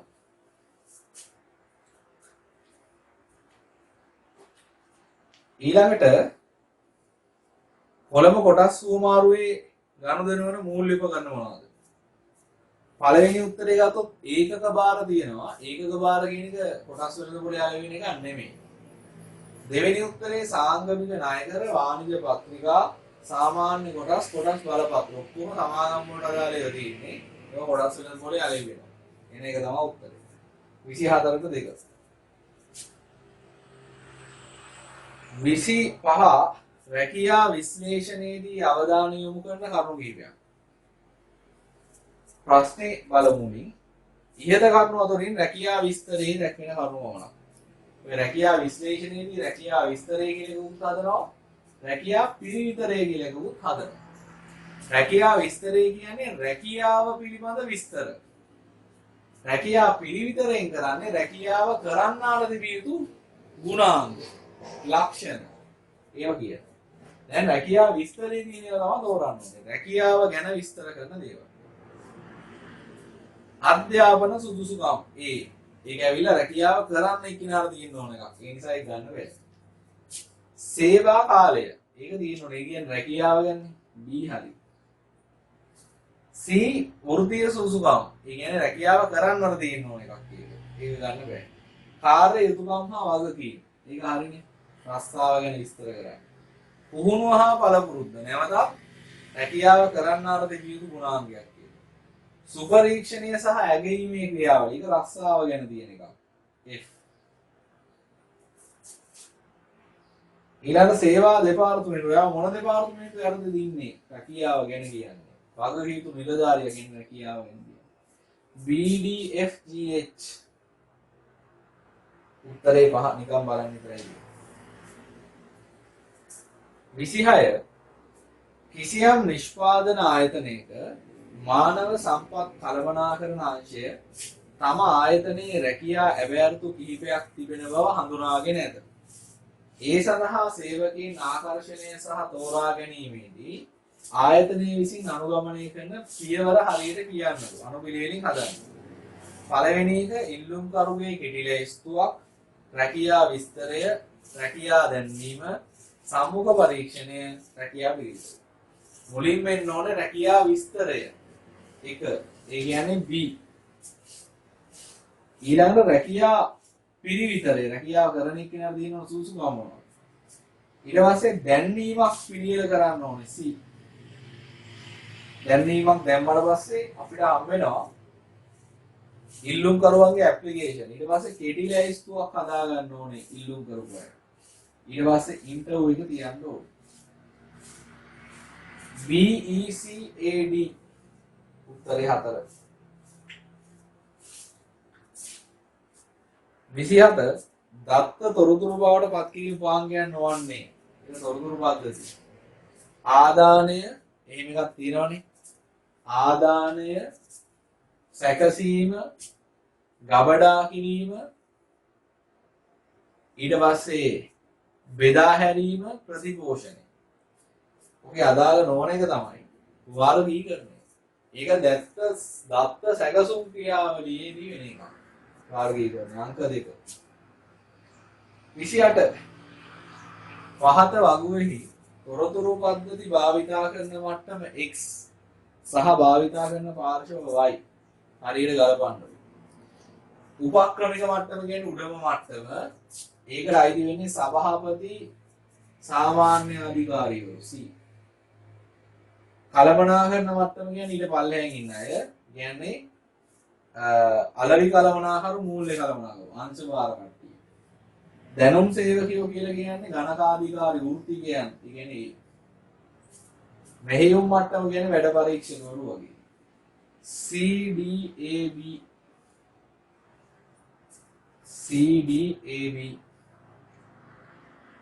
උත්තරේ දෙක. ඊළඟට 29 අලෙවි කරන සැලැස්මේ ඇතුළත් වී තොරතුරු කිහිපයක් පහත් දැක්වේ. තරගකරුවන්ගේ අලෙවි උපාය මාර්ග, තරගකරුවන්ගේ මිල උපාය මාර්ග, මිල උපාය මාර්ග, ප්‍රවර්ධන උපාය මාර්ග. මේවායින් යෝජිත අලෙවි උපාය මාර්ග වල ඇතුළත් තොරතුරු වන්නේ අලෙවි උපාය මාර්ග කියලා අපි දාන්න ඕනේ අපි කරන්න යන ඒවා. තරගකරුවෝ කරන ඒවා නෙවෙයි.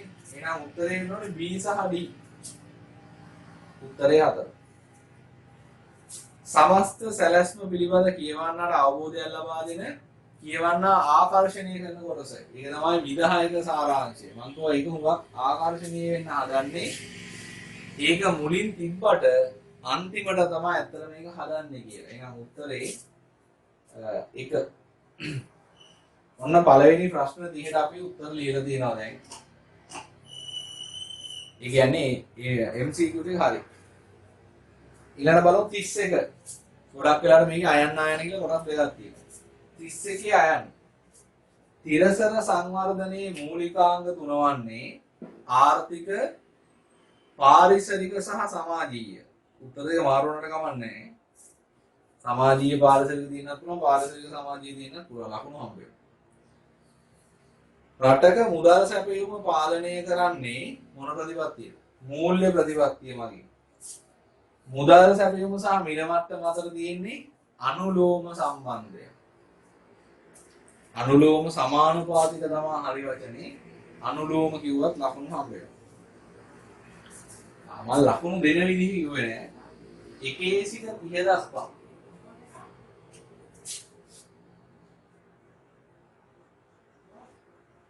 බලන්න කීයක් හරිද කියලා. හිතන්න හරි කියලා 20ක්. ඒ හරි ගාන 4න් වැඩි කරලා ලකුණු දාන්න. මෙහෙම. හරි ගාන 4න් වැඩි කරලා දාන්න. ඊළඟට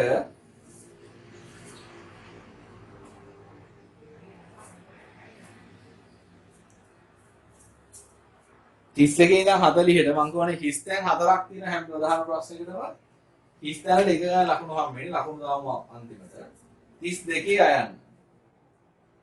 මිහිරි පළතුරු බීම වෙළඳසැලක් පවත්වාගෙන යන මිහිරි පළතුරු බීම වෙළඳසැල පවත්වාගෙන යන මිහිර. මිහිරි කියන්නේ එයාගේ නම. මේ ව්‍යාපාරේ නම. මිහිර කියන්නේ එයාගේ නම. විකල්ප ක්‍රියාමාර්ග දෙකක් තියෙනවා. ඒ කියන ක්‍රියාමාර්ගය වෙනත් පළතුරු වෙළඳසැලක් හා සම්බන්ධ වීම. ඒ කියන්නේ එකතු වෙලා ව්‍යාපාර කරනවා වෙනත් පළතුරු වෙළඳසැලක් එක්ක. B පළතුරු වගා කරන ව්‍යාපාරිකයෙක් එක්ක එකතු වෙලා වැඩ කරනවා. A කියන ක්‍රියාමාර්ගය අයිති වෙන්නේ මොන සංයෝජනයකටද? එකම නිෂ්පාදන මට්ටමේ ඉන්නේ. එහෙනම් පිරස් සංයෝජන. B කියන එක නිෂ්පාදන ක්‍රියාවේ අධීර කීපෙක ඉන්නේ. එයා හදන්නේ පළතුරු, අපි හදන්නේ අපි විකුණනවා පළතුරු. විකුණන එක්කෙනෙක් හදන එක්කෙනෙක් එක්ක සංයෝග වෙන එක සිරස් සංයෝජන. Aට තිරස් Bට සිරස්. ආයන්න පෞද්ගලික අංශයට අයත් වන ව්‍යාපාර සංවිධාන නම් දෙකක් දීලා කියනවා මොනවද අහනවා මේ ව්‍යාපාර. A ජයසිංහ සහ සමාගම. මේක ගොඩක් වෙලාවට අපි පටල ගන්නවා. සමාගම කියලා දැක්ක ගමන් ලියනවා මේක ඇවිල්ලා සමාගමක්. පුද්ගලික සමාගම. මේක සමාගමක් නෙමෙයි. සමාගම් වර්ග මොනවද තියෙන්නේ? නම් ලියන විදිහ අනුව. ප්‍රධාන වශයෙන්ම අපි පෞද්ගලික සමාගමක් නම් ඔක්කොම සමාගම් වල නමට ඉස්සරහින් දිනවා සීස කියලා වචනයක්. සීමා සහිතානේ මේකේ තේරුම. හරිද? සීමා සහිත ව්‍යාපාරය. වරහන් ඇතුළේ දින මේක පෞද්ගලිකද පොදුද කියලා. සමාගම. ඊළඟට මේක පොදු සමාගමක් වෙනා නිල ලැයිස්තුගත කරලා නැත්නම් සීමා සහිත ජයසිංහ සමාගම. වරහන් මුහුදු කියන්නේ. ඊළඟට මේ කොටස් වලම ලියාපදින නම් සීමා සහිත ජයසිංහ පොදු සමාගම. එහෙම නැත්නම් මේකම ලියනවා ජයසිංහ PLC කියලා. සිංහලෙන් ලියන්න පුළුවන්. PLC කියන්නේ සීමා සහිත පොදු සමාගමක් කියන එක තමයි. එතකොට එක්කෝ තියෙන්න ඕනේ සීමා සහිත කියන වචනේ. එහෙම නැති වෙන්න පුළුවන් සමාගමක එක වෙලාවක එහෙමම PLC තියෙනවා. ඒ නිසා මේක සමාගමක් නෙමෙයි. මේක හවුල් ව්‍යාපාරයක් කියලායි ගන්න ඕනේ. හේතුව ජයසිංහ සහ සමාගම. මෙතන සමාගම කියන්නේ පිරිස කියන එක. අපි කියන්නේ මිත්‍ර සමාගම, සහෝදර සමාගම කියලා. එතන සමාගම කියන්නේ ව්‍යාපාරයක් නැහැනේ. එතන මිනිස්සු කොට්ටාසද සමාගම කියන්නේ. ජයසිංහ සහ සමාගම කිව්වම ජයසිංහේ තව කට්ටියකුයි ඉන්නවා. එහෙනම් හවුල් ව්‍යාපාරයක්. ඒක මතක තියාගන්න. සීමා සහිත විශාල් PLC. ඒක නිල ලැයිස්තුගත කළ පොදු සමාගමක්. නිකම් පොදු සමාගම කියලා ලියන්න එපා. නිල ලැයිස්තුගත කළ පොදු සමාගමක්. 33 ව්‍යාපාර සංවිධාන වර්ග පිළිබඳ පහත ප්‍රකාශ සත්‍ය අසත්‍ය බව ඉදිරියෙන් ලියන්න. හරි වැරදි දාන්න එපා. සයන්නයි අයන්නයි ලියන්න එපා. කියලා තියෙන වැඩේ කරන්න. සත්‍ය නම් සත්‍ය කියන වචන ලියන්න. අසත්‍ය නම් අසත්‍ය කියන වචන ලියන්න. හවුල් ව්‍යාපාරයක හවුල් කරුවන් අතර කිවිසුමක් කිරීම අනිවාර්ය වෙයි. හවුල් ව්‍යාපාරේ කිවිසුමක් තියෙන්න ඕනද? ඔව් හැම එකටම කිවිසුමක් තියෙන්න ඕන. එහෙනම් සත්‍යයි. හැබැයි හැම එකටම ලිඛිත කිවිසුමක් තියෙන්න ඕන කියලා නීතියක් නැහැ. ඊළඟට B ඕනෑම සංස්ථාවික සමාගමකට ප්‍රසිද්ධිය කොටස් නිකුත් කරන්න පුළුවන් බෑ. පෞද්ගලික සමාගමකට බෑ. එන වැරදි. C කේවල ස්වාමි ව්‍යාපාර 1918 අංක 6 දරන ව්‍යාපාර නාම ආඥාපත්‍රයෙන් ලියාපදින්න අනිවාර්යයි. අනිවාර්ය නෑ ව්‍යාජ නමකින් තියෙනවා නම් විතරයි ලියාපදින්න කරන්න. උඹ ඔයා කියන්න පුළුවන් හැම ව්‍යාපාරයක්ම තියෙන ව්‍යාජ නමකින් තමයි. මොකද ව්‍යාජ නමක් නෙමෙයි කියලා කියන්න අයිතිකරුගේ සම්පූර්ණ නමේ ව්‍යාපාරයක් තියෙනවා. හැබැයි මෙතන අහන්නේ නෛතික தත්ත්වෙනේ. ප්‍රායෝගික தත්ත්වෙ නෙමෙයි. ඒ නිසා අපේ උත්තරේ වෙන්න ඕනේ මේක අසත්‍යයි. 2007 අංක 7 දරන සමාගම් පනත යටතේ ලියාපදිංචි අක්පෙරළ සමාගමකට ලංකාව තුළ ව්‍යාපාර කරන අවසර නැත. ඔව්. අක්පෙරළ කියන්නේ ඒක තමයි. පෙරළින් එහා ව්‍යාපාර කරන්නේ. 34 වාණිජ්‍ය බැංකු ණය ආශ්‍රිත සේවා වර්ගීකරණය පිළිබඳ පහත සටහනෙහි කිස්තැන් වලට සුදුසු වචන යොදන්න. ණය දෙන ණය. මුලින්ම අපි ණය බෙදනවා A කියන හිස් තැනට එන්න ඕනේ අයිරා කියන එකට. අයිරා ණය.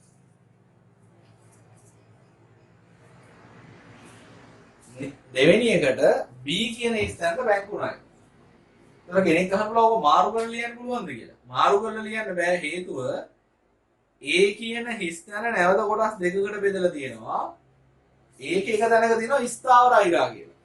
ඒතකොට අපි A කියන එකට බැංකු ණය දැම්මොත් ගැලපෙන්නේ නැහැ. A කියන එකට අනිවාර්යයෙන්ම ඉන්න ඕනේ අයිරා ණය. නැත්නම් අයිරා. B කියන එකට ඉන්න ඕනේ බැංකු ණය. ඊළඟට අයිරාව කොටස් දෙකයි ස්ථාවර අයිරා අනිත් එක මොකද්ද? විචල්යද නැහැ. తాවකාලික අයිරා. తాවකාලික අයිරා. తాවකාලික අයිරා කියන්නේ බැංකුවත් එක්ක කලින් කතා කරලා නැහැ අයිරාවක් ගන්න. අවශ්‍යතාවයක් ආපු වෙලාවට කතා කරලා අයිරාවක් ගන්නවා. ඒක ඇපයක් එහෙම කියන්න ඕනේ නැහැ. ස්ථාවර අයිරා කියන්නේ අපි බැංකුවට මොකක් හරි ඇපයක් තියලා දෙනවා. බැංකුව අපිට අයිරාවක් දීලා දෙනවා. යම් අවස්ථාවක් සීමාවක් දක්වා අපි අවස්ථාවෙන් අවස්ථාවට බැංකුවට කියන්න ඕනේ නැහැ. එයා වැඩිපුර සල්ලි ගෙවනවා. ඊළඟට බැංකු ණය නැවත කොටස් දෙකයි. එකක් පාරිභෝගික ණය D කියන හිස් තැන ඉන්නේ ව්‍යාපාරික ණය. ආයි මම කියන උත්තර ටික A කියන හිස් තැනට එන්නේ අයිරා, B කියන හිස් තැනට එන්නේ බැංකු ණය, C කියන හිස් තැනට එන්නේ తాවකාලික අයිරා, D කියන හිස් තැනට එන්නේ ව්‍යාපාරික ණය. ඊළඟට අහනවා මේ ප්‍රවාහන හා සැපයුම් සේවාවල ගැලීම් සටහන. ප්‍රවාහන හා සැපයුම් සේවා කියන්නේ සැපයුම් කරුගේ ඉඳන් පාරිභෝගික අතර කොහොමද භාණ්ඩේ පත් කරන්නේ කියලා. සැපයුම් කරුට පස්සේ ඉන්නේ නිෂ්පාදකයා.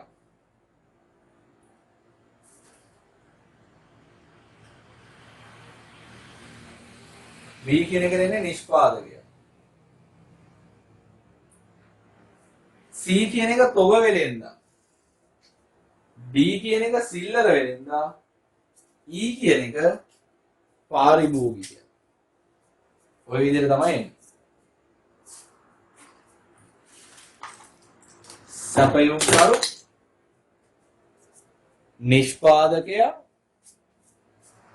තොග වෙලෙන්දා, සිල්ලර වෙලෙන්දා සහ පාරිභෝගිකයා.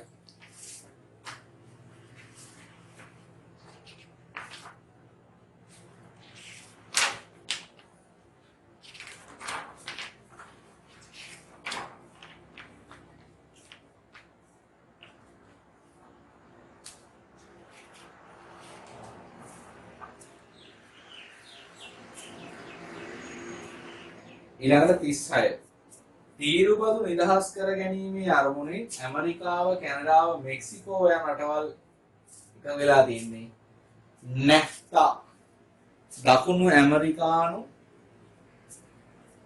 නිදහස් වෙළඳ ගිවිසුම. North American Free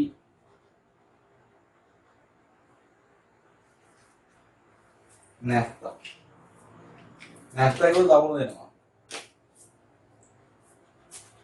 සංවිධානයක ඉලක්ක සඵලදායීව ළඟා කර ගැනීම සඳහා වෙන්වෙන් වූ අංශ නැත්නම් දෙපාර්තමේන්තු වල කාර්යයන් පරමාර්ථ සමග සමෝදානිත කිරීමේ ක්‍රියාවලිය මොකද්ද? සංවිධානකරණය. තොග මට්ටම් ගණනය කිරීමේදී කාලච්ඡේදයකට අදාළ ද්‍රව්‍ය පරිභෝජනය මෙන්ම යලි එනවුම් මට්ටම ඊළඟේ යලි එනවුම් ප්‍රමාණය සැලකිල්ලට ගත යුතුයි. මොකද තොග මට්ටම් තුනක් හදන ප්‍රධාන වශයෙන් එකක් යලි එනවුම් මට්ටම. හරිද? ඊළඟට අවම තොග, උපරිම තොග, සාමාන්‍ය තොග. අවම තොගේ හදන්නේ යලි එනවුම් මට්ටමින් තමයි සාමාන්‍ය පරිභෝජනයේ සාමාන්‍ය එනවුම් කාලය අඩු කරන්නේ. ඒ කියන්නේ යලි එනවුම් මට්ටම වැදගත්. හරිද? ඊළඟට උපරිම තොග මට්ටම හදනකොට යලි එනවුම් ප්‍රමාණය අපි එකතු කරනවා. ඒ නිසා ඒ දෙක ලියන්න ඕනේ. යලි එනවුම් මට්ටම සහ යලි එනවුම් ප්‍රමාණය. අවම තොග මට්ටමට අපි නමක් කියනවා. ඒ මොකද්ද? අවම තොග මට්ටමට කියනවා ආරක්ෂිත තොගය. ආරක්ෂිත තොගය ලෙස හැඳින්වන අතර තොග සම්බන්ධ මුළු පිළිවෙල අවම වන පරිදි වරකට ඇනවුම් කළ යුතු ප්‍රමාණය EOQ හෙවත් ආර්ථික ඇනවුම් ප්‍රමාණය 38 යන්න. ව්‍යාපාරයක් සිය නිෂ්පාදිත මිල කිරීමේදී මූලික වශයෙන් සලකා බලන සාධක වන්නේ වෙළඳපොළ තරඟකාරීත්වය, අනිත් එක පිරිවැය, අනිත් එක ඉල්ලුම. ඒතර අපේ උත්තර දෙක එකක් පිරිවැය, අනිත් එක ඉල්ලුම. ඊළඟ ගානක් තියෙනවා යන්නේ. මූල්‍ය තත්ත්ව විස්තරයේ දැක්වෙන තොරතුරු කිහිපයක් පහක් දැක්වේ. අපිට හදන්න කියනවා ශුද්ධ කාරක ප්‍රාග්ධනය. මොකද ශුද්ධ කාරක ප්‍රාග්ධනය, දල කාරක ප්‍රාග්ධනය කියලා කියන්නේ. දල කාරක ප්‍රාග්ධනය කියලා කියන්නේ ප්‍රාග්ධනය මතක තියාගන්න ජංගම වත්කම් වලට තමයි දල කාරක ප්‍රාග්ධනය කියලා කියන්නේ. ශුද්ධ කාරක ප්‍රාග්ධනය කියලා කියන්නේ ජංගම වත්කම් ඍණ ජංගම වගකීම. දැන් මේකේ ජංගම වත්කම් ටික ගමු. වර්ෂයේ අවසාන භාණ්ඩ තොගය හා ණය ගැතියෝ 30000යි 20000යි. එහෙනම් ජංගම වත්කම් වල තියෙනවා 30000ක්. ඊට පස්සේ දෙනවා 20000ක්. කලින් ගෙවූ වියදම් ජංගම වත්කම් වනේ 10000. අවසාන මුදල් ශේෂය 20000යි. ණය හිමිය 40000යි. මේ තමයි ජංගම වත්කම් ටික. එකතු ගමු 30යි 20යි 50යි 60යි 80යි. 80000 ජංගම වත්කම් ජංගම වත්කම් 40000ක් අඩු කළාම 40000යි ශුද්ධ කාරක ප්‍රාග්ධනය. ලියන්න උත්තරේ ශුද්ධ කාරක ප්‍රාග්ධනය 40000යි. ෂණික අනුපාතය. ෂණික අනුපාතය කියන්නේ ද්‍රවශීල ජංගම වත්කම් අණු ජංගම වගකීම්. මේක වාර විදියට ලියන්නත් පුළුවන්. කියන්නේ බෙදලා දාන්නත් පුළුවන්. මම අනුපාතයක් කියලා හදන්න. ද්‍රවශීල ජංගම වත්කම් වලට ජංගම වත්කම් ඇතුලේ තියෙන තොගය ගන්න බෑ. මේකේ තොගය ඇවිල්ලා 30000යි නේ මෙයා වයින් කරන්නේ. ඉදිරියට කළ ගෙවීම් ගන්නත් බෑ. කලින් ගෙවු විදිහ 10යි. එහෙනම් යනත් වයින් කරනවා. ඒතකොට ඉතුරු වෙන්නේ ද්‍රවශීල ජංගම වත්කම් කියලා ජංගම වත්කම් වලින් 40000ක් ඉතුරු වෙනවා. ඊළඟ ජංගම වත්කම් ටික එහෙමම ගන්න 40000. 191යි. උත්තරේ ලියන්න ඉස්සෙන් 191යි. ඊළඟට 39 අයන්න. ශ්‍රම පිරිවැටුම සහ ශ්‍රම ඵලදායීතාවය ගණනය කෙරෙන සූත්‍ර පිළිවෙලින් පහත දැක්වේ. ඒවායේ ස්ථාන සුසු වචන යොදන්න. ශ්‍රම පිරිවැටුම කොහොමද හොයන්නේ? ශ්‍රම පිරිවැටුම කියන්නේ යම් කාලයකදී ආයතනින් ඉවත්ව ගිය සේවකයන්ගේ ප්‍රතිශතය. ඒතර ඉරෙන් උඩ එක තියෙනවා කාලච්ඡේදයකදී ඉවත් වූ සේවකයන් ගණන බෙදන්න ඕනේ කාලච්ඡේදය තුල සිටි සාමාන්‍ය සේවකයන් ගණන. එක එක වෙලාවට වෙනස් වෙනවා සේවක සංඛ්‍යාව. කාලච්ඡේදය තුල සිටි සාමාන්‍ය සේවකයන් ගණන. ශ්‍රම ඵලදායීතාවය හොයන්නේ කොහොමද? නිමැවුම් මේකක ගණන බෙදීම සේවක සංඛ්‍යාව. හිස්තැන්න දාන්න ඕනේ නිමැවුම් මේකක ගණන. ඊළඟට ආයන්න මානව සම්පත් කළමනාකරණයේදී සේවකයන් චලනය කරන්න පුළුවන් ක්‍රම දෙකක් විදිහට උසස් වීම ලබා දීම, මාරු වීම ලබා දීම. තව තියෙනවා පහත හෙලීම, සේවයෙන් ඉවත් කිරීම, සේවය අවසන් කිරීම. ඔය ඕන එකක් කියන්න පුළුවන්. ඊළඟට 40 ව්‍යාපාර අදහස් අතුරින් යෝග්‍යතම ව්‍යාපාර අදහස් හඳුනා ගැනීම සඳහා සාරව විශ්ලේෂණයක් කරන්න ඕනේ. ඒ කියන්නේ ව්‍යාපාර අපෙන් එළියේ තියෙන සාධක ටික විශ්ලේෂණය කරලා බලන්න මොනවද හොඳම ව්‍යාපාර. ඊළඟ ව්‍යවසායකයාට වඩාත්ම ප්‍රතිලාභ අරගෙන දෙන්න. මට හොඳ මේක තෝරගන්නම් සූක්ෂම විශ්ලේෂණයක් කරන්න ඕන. ඊළඟ ආයන්න ව්‍යාපාරයේ ඇති විවිධ කාර්ය තනතුරු සහ අංශ අතර පවත්නා සම්බන්ධතා රටාව සංවිධාන ව්‍යුහය කියලා කියනවා. මෙම රූප සරණක් විදිහට ඉදිරිපත් කළාම මේකට සංවිධාන සටහන කියලා කියනවා. සංවිධාන ව්‍යුහය රූප සරණ ඉදිරිපත් කළාම සංවිධාන සටහන. 41 දැන් තියෙන්නේ කෙටි පිටුතුරු ලියන්න. දැන් 31 ඉඳන් 41කට ළමයි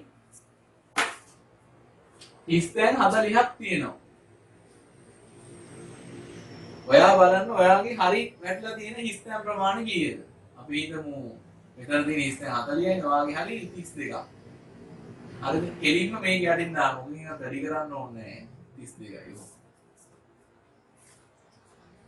ඊළඟට 41 වරලත් ව්‍යාපාර පිළිබඳ ප්‍රකාශ දෙකක් පහත දැක්වේ. ඒ ආයතනය වරලත් හිමියාගේ වෙළඳ ලකුණ සහිත භාණ්ඩ ඔහුගෙන් විලඳීගෙන නැවත විකුණයි. ඒකට කියනවා අපි නිෂ්පාදන වරලත් ව්‍යාපාර කියලා. භාණ්ඩය අරගෙන විකුණනවා. හරියට කනිර තෙල් නීතිගත සංස්ථාවේ ඉන්ධන බෙදා හැරීම වගේ. B වරලත් හිමියාගේ වෙළඳ ලකුණ යටතේ භාණ්ඩ නිෂ්පාදනය කර බෙදා හරිනවා. ඒක නිෂ්පාදිත වරලත් ව්‍යාපාර. හරියට කොකා කෝලා, ෆැන්ටා වගේ. ඒකම තමයි යන්නේ. ඒ දෙකම ලියන්න. පහත දැක්වෙන ව්‍යවසායකත්වයේ නව ප්‍රවණතා මොන නමින්ද හඳුන්වන්නේ? සමාජ මෙහෙවරක් කිරීමේ අරමුණෙන් කරන ව්‍යවසායකත්වය. අපි ඒකට කියනවා සමාජීය ව්‍යවසායකත්වය කියලා. දෙක පරිසරය සුරැකීම හර සංකල්පයක් කරගෙන තියෙන ව්‍යවසායකත්වය. ඒකට කියනවා අපි හරිත ව්‍යවසායකත්වය කියලා. විවිධ ජාතීන් සහ සංස්කෘතීන් අතර වෙනස හඳුනා ගැනීම සඳහා අවස්ථා සම්පාදනය. ඒකට කියනවා ගෝලීය ව්‍යවසායකත්වය කියලා. ආයතනයක් තුල ඇති වෙන කටයුතු වල කියන්නේ සේවකයා සම්බන්ධ කරගෙන කරනවා නම් අපි කියන අභ්‍යන්තර ව්‍යවසායකත්වය. ඊළඟ අන්තර්ජාතික වෙළඳාමේ නිදහස් වෙළඳාමට බලපාන තීරුබදු නොවන බාධා. තීරුබදු නෙමෙයි අනිත් බාධා මොනවද? මොනවද? ආනයන සලාක, ආනයන තහනම් කිරීම, ආනයන බලපත්‍ර, තාක්ෂණික ප්‍රමිති නියම කිරීම, ණයවර ලිපි ආසියාන්තික නියම කිරීම. ඔය වගේ හතරක් ලියන්න. 44 හෙන්රි මින්ස්බර්ග්ගේ වර්ගීකරණය කරනවා තීරණ භූමිකාවේ මොනවද තියෙන්නේ? තීරණ භූමිකාව මොකක්ද තියෙන්නේ? පළවෙනි එක ව්‍යවසායකයෙකු ලෙස කටයුතු කිරීම. ඒක ව්‍යවසායකයා කියන එක ලියන්න. දෙක බාධා පාලනය කරන්න. තුන සම්පත් බෙදා හරින්න. හතර කේවල් කරන්න. සංවිධානයක ඵලදායීතාවය වර්ධනය කර ගැනීමට නව තාක්ෂණ යොදා ගන්න ක්‍රම හතරක්. පරිගණක ආධාරක මෝස්තරකරණය නැත්නම් නිර්මාණකරණය කියලා කියනවා. පරිගණක ආධාරක නිෂ්පාදනය, ඊට පස්සේ පරිගණක සමෝදානිත නිෂ්පාදනය, පරිගණක අංකිත පාලනය, සංඛ්‍යාන අංකිත පාලනය. පරිගණක නෙමෙයි. ඒතොර ඒකට කියනවා CAD, CAM, SIM සහ CNC. ඔය හතර ලියන්න. ඊළඟ මුදල් පළවෙනි එක කාඩ් එකක් තියෙන්නේ. ඒ නිසා අපිට කියන්න පුළුවන් විද්‍යුත් මුදල් කියලා. දෙක ව්‍යවහාර මුදල් කාසියා නෝට්ටුවොත් හරි. C කියන්නේ මොකද්ද? C කියලා තියෙන්නේ රත්තරන් බිස්කට් එකක්. ඒකට කියන්නේ පූර්ණ මුදල් කියලා. ගනුදෙනු කරනවා වගේම මුදලට නිසකාගයකුත් තියෙනවා. 4 බැංකු මුදල් චෙක් පතක්. 48 ආයතනයේ සේවකයන් බඳවා ගැනීමේදී බාහිර ආකර්ෂණ මාර්ග මොනවාද? මොනවාද බාහිර ආකර්ෂණ මාර්ග? බාහිර ආකර්ෂණ මාර්ග. බාහිර ආකර්ෂණ මාර්ග මොනවද තියෙන්නේ? පිටතින් සේවකයෝ බඳව ගන්න ක්‍රම. වෙබ් අඩවිවල දැන්වීම් පළ කිරීම, පුවත්පත් දැන්වීම් පළ කිරීම. ඊට පස්සේ සේවකයන් බඳවා ගැනීමේ ආයතන මගින් බඳවා ගැනීම. ඊට පස්සේ වෘත්තීය අධ්‍යාපන ආයතන මගින් බඳවා ගැනීම. රැකියා පොළ ඔන්න වගේ ඒවා තමයි අපිට කියන්න පුළුවන් බාහිර ආකර්ෂණ මාර්ග කියලා.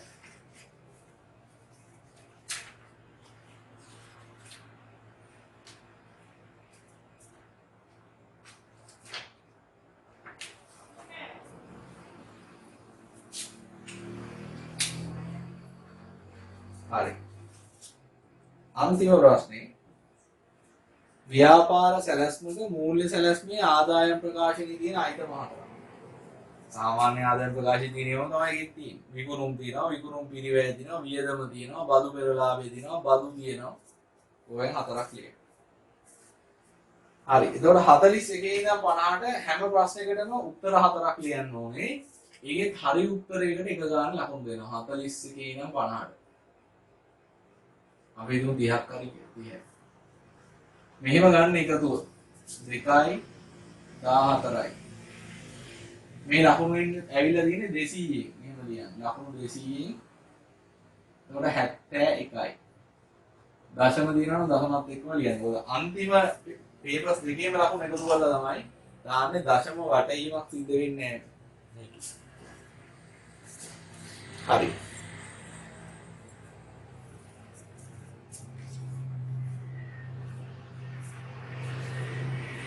අපි ඊළඟට එහෙනම් හදන්න යන්නේ.